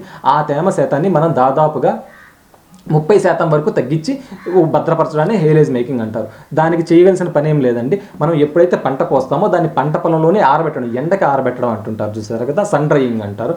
ఆ సన్ డ్రైయింగ్ కండిషన్స్లో దాదాపుగా ఒక 24 గంటల పాటు ఎండబెట్టేసి తర్వాత తీవ్రమైన ఎండ వచ్చినప్పుడు మళ్ళీ దాన్ని చిన్న చిన్న కట్టలుగా కట్టి ఎండబెట్టుకున్నప్పుడు మనకి దాంట్లో ఉన్న తేమ శాతం 80 నుంచి దాదాపు 30% పడిపోతుంది. 30% ఉన్న లెగ్యూమ్ అంటే చిక్కుడు జాతి పంట అనేది మనకి దాదాపుగా అది కూడా ఒక సంవత్సరం పాటు మనకి నిల్వ ఉంటుంది. Okay sir. ఇప్పుడు యువత ఈ పోషణ అంటే ల్యాంబ్స్ పొట్టేడు పిల్లలు అవి పెంచుతున్నారు కదా, ఏ ఎక్కువ బలవర్ధకంగా త్వరగా పెరగడానికి అనుకూలమైన జాతులు, మన వాతావరణానికి సరిపోయే జాతులు కాస్త వివరిస్తారా? చాలా మంచి క్వశ్చన్ అడిగారండి. ఒక ప్రాంతంలో మీరు ఒక గొర్రెల జాతుల గురించి అడిగినప్పుడు మన రాష్ట్రం మొత్తం మీద రకరకాల జాతులు ఉన్నాయి. ఈ ప్రాంతానికి ఇవే సూటబుల్, లేదంటే రాష్ట్రం మొత్తం మీద ఈ ఒక్క జాతినే పెంచుకోండి, ఈ జాతి పనికిరాదని చెప్పడానికి ఏం లేదు. ఒక్కొక్క ప్రాంతానికి ఒక్కొక్క జాతి ఉంది. ఇప్పుడు ఉదాహరణకు చెప్పాలంటే రాష్ట్రం మొత్తం మీద మనకి అధికంగా ఎక్కువ బరువులు ఇచ్చి, లేదంటే శరీర బరువు చాలా త్వరగా పెరిగే జాతిని చూసుకుంటే నెల్లూరు జోడిపి అనేది చాలా బాగా శరీర బరువులు పెరగడానికి చాలా ఎక్కువ అవకాశం ఉన్నది. నెల్లూరు జోడిపిలో 3 రకాలు ఉంటాయండి. నెల్లూరు జోడిపి, తర్వాత నెల్లూరు పల్లా బ్రీడ్ ఒకటి ఉంది, నెల్లూరు బ్రౌన్ ఉంది. ఈ మూడిట్లో కూడా నెల్లూరు జోడిపి అనేది చాలా త్వరగా దాని యొక్క శరీర బరువుని ఎక్కువగా పెంచుకోవడానికి అవకాశం ఉంటుంది. కాబట్టి ఫార్మ్స్ అంటే ఏ ప్రాంతం, నెల్లూరు తర్వాత చిత్తూరు, లేకపోతే ఎక్కువ ఎక్కడైతే వాటర్ లాగింగ్ కండిషన్స్ అంటే నీటి కొరత ఎక్కువ ఉండడము, తర్వాత అధిక ఉష్ణోగ్రత ఇలాంటి ప్రాంతాల్లో మాత్రం ఈ నెల్లూరు జోడిపి అనేది చాలా రైతులకు కానీ లేకపోతే పశువుల కాపరులకు కానీ ఇది చాలా ఉపయోగకరంగా ఉండే మంచి బ్రీడ్. అలాగనే ఒక్కసారిగా మనం అధికంగా నీటి సాంద్రత, నీటి లభ్యత ఎక్కువగా ఉండే ప్రాంతాలకు వెళ్తే ఇప్పుడు గుంటూరు అంటే ప్రకాశం, పార్ట్ ఆఫ్ ద ప్రకాశం కానీ అలానే గుంటూరు ప్రాంతం కానీ ఇలా వెళ్ళిపోయినప్పుడు మనకి మాచర్ల బ్రీడ్ అనేది ఒక బ్రీడ్ అనేది మనకి ఎక్కువగా గమనిస్తూ ఉండొచ్చు. ఆ బ్రీడ్ కూడా మనకి ఆ ప్రాంతానికి తగ్గట్టుగా ఆ బ్రీడ్ కూడా గ్రోత్ అనేది మనకి ఎక్కువగానే ఉంటుంది. మళ్ళీ అలానే ఇది దాటేసి మళ్ళీ శ్రీకాకుళం లేదంటే ఇటు ఆ విజయనగరం ఇటు డిస్ట్రిక్ట్స్కి వెళ్ళినప్పుడు కూడా మనకి ఈ నెల్లూరు జోడిపిలతో పాటు అక్కడ ప్రాంతీయ బ్రీడ్స్ మళ్ళీ జాతులతో పాటు లోకల్ క్రాస్ బ్రీడ్స్ అనేవి కూడా మనకి ఎక్కువగా గమనిస్తూ ఉంటాం. రైతులు అనేది ఎక్కువగా ఈ క్రాస్ బ్రీడ్స్ని అంటే వాళ్ళ యొక్క అనుభవాలను బట్టి ఈ క్రాస్ సంకర జాతులను మాత్రమే వాళ్ళు పెంచుకోవడానికి ఎక్కువగా ఇంట్రెస్ట్ చూపిస్తూ ఉంటారు. వాళ్ళ యొక్క అనుభవాల ప్రకారం మనం కూడా అంటే డిపార్ట్మెంటల్ వైపు నుంచి కూడా రైతుల్ని కొంచెం ఎంకరేజ్ చేసి సంకర జాతుల నుంచి పూర్తి జాతుల్లోకి మార్చగలిగితే వాళ్ళు అధిక లాభాలను పొందవచ్చు. షెడ్యూల్ నిర్మాణము ప్లస్ తీసుకోవాల్సిన జాగ్రత్తలు అవి కొంచెం సజెస్ట్ చేస్తారా? తప్పకుండా అండి. షెడ్యూల్ నిర్మాణంలో మనం తీసుకోవాల్సిన జాగ్రత్తలు అంటే అండి, చాలా ముఖ్యంగా మనం తీసుకోవాల్సిన జాగ్రత్తలు అంటే షెడ్ని ఏ డైరెక్షన్లో కడుతున్నాం అనేది చాలా ముఖ్యం. దాంతోపాటు షెడ్ని ఎంత పరిమాణంలో కడుతున్నాం అనేది ముఖ్యం. తర్వాత అదేవిధంగా షెడ్ని ఎలాంటి వాతావరణ పరిస్థితుల్లో నిర్మిస్తున్నాం అనేది కూడా ముఖ్యం అన్నమాట. ఒక్కసారిగా మనం గొర్రెల పెంపకానికి, గొర్రెల షెడ్లు నిర్మాణానికి విషయంలోకి వస్తే, గొర్రెల షెడ్డు నిర్మించేటప్పుడు అది ఖచ్చితంగా మిగతా ప్రాంతం కన్నా ఎత్తుగా ఉండే ప్రాంతంలో నిర్మించాల్సి వస్తుంది. అదేవిధంగా గాలి వెలుతురు బాగా ఉండే ప్రాంతంలో కూడా నిర్మించాల్సి వస్తుంది. అంటే చుట్టుపక్కల చెట్లు ఉండడం, లేదంటే అక్కడ గాలి రాకుండా ఉండడం, ఇలాంటి ఈ పద్ధతుల ప్రదేశంలో కాకుండా బాగా గాలి వెలుతురు బాగా వచ్చే ప్రదేశంలో దాన్ని నిర్మించాల్సి వస్తుంది. అలాగా ఆరుబయట ప్రదేశంలో నిర్మించాల్సి వస్తుంటుంది.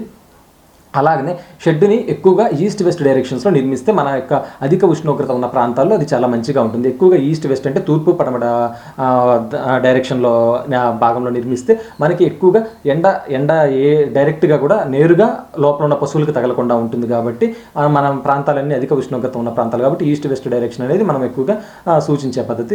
అలా కాకుండా కొన్ని చలి ప్రాంతాలు ఉంటాయి, అంటే ఇప్పుడు ఏజెన్సీ ఏరియాలు కానీ లేదంటే బాగా లోపలికి వెళ్ళిపోయిన ప్రాంతాల్లో కానీ ఎక్కడైతే మనకి చలి ఎక్కువగా ఉంటుందో ఆ ప్రాంతాల్లో మనకి నార్త్ వెస్ట్ డైరెక్షన్లో ఉత్తర దక్షిణ పద్ధతుల్లో పెట్టి పెంచినప్పుడు మనకి అక్కడ ఎండ కానీ ఎక్కువగా తగలడానికి అవకాశం ఉంది.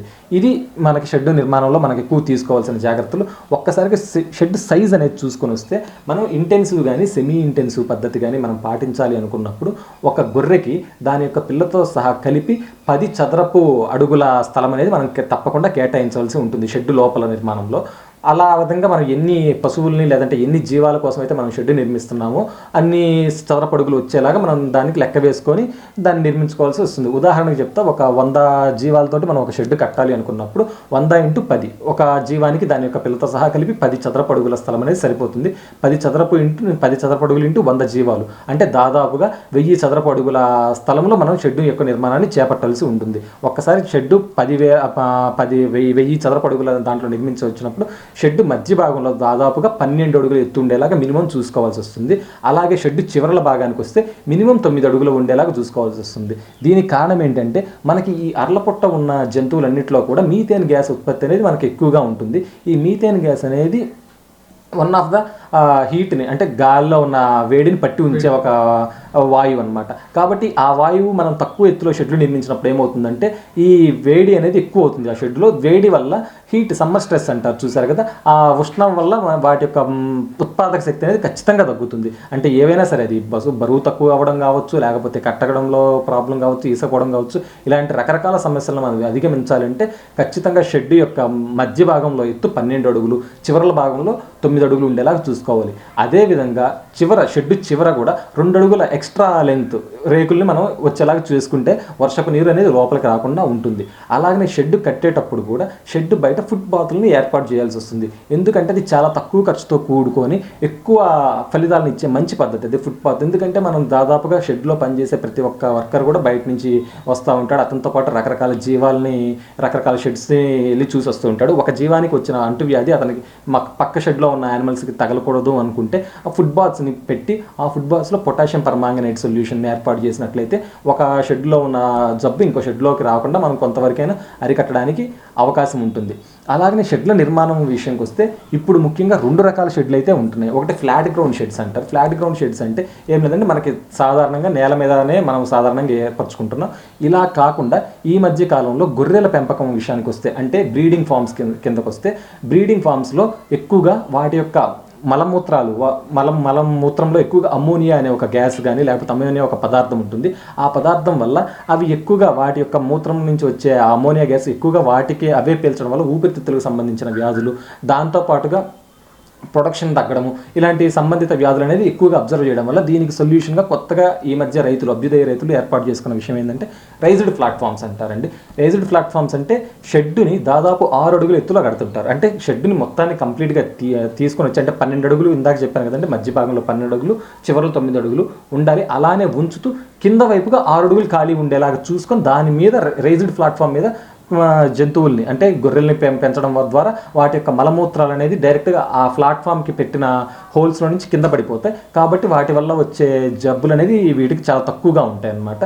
అదేవిధంగా క్లీనింగ్, లేబర్ ప్రొసీజర్ అనేది కూడా చాలా ఈజీగా మారిపోతుంది. అంటే ఎవరైతే వాళ్ళ యొక్క ఫామ్ని కానీ లేదంటే ఒక పెద్ద ఫామ్ పెట్టి ఎస్టాబ్లిష్ చేయాలనుకున్నారో వాళ్ళకి గొర్రెల ఫామ్స్ అంటే బ్రీడింగ్ యూనిట్స్ పెట్టాలనుకున్నప్పుడు మాత్రం ఈ రైజ్డ్ ప్లాట్ఫామ్స్ అనేవి అంటే బాగా ఎత్తు ప్లేస్లో ప్లాట్ఫామ్ లాగా ఏర్పాటు చేసుకుని ఆ ప్లాట్ఫామ్ మీద షెడ్ కట్టడము, ఇలా చేసుకున్నప్పుడు వాళ్ళకి చాలా లాభదాయకంగానే ఉంటుంది ఈ షెడ్ అనేది. సార్ ఇప్పుడు ఇదే షెడ్లు వచ్చేసరికి పరిశుభ్రత విషయంలో ఎలాంటిది?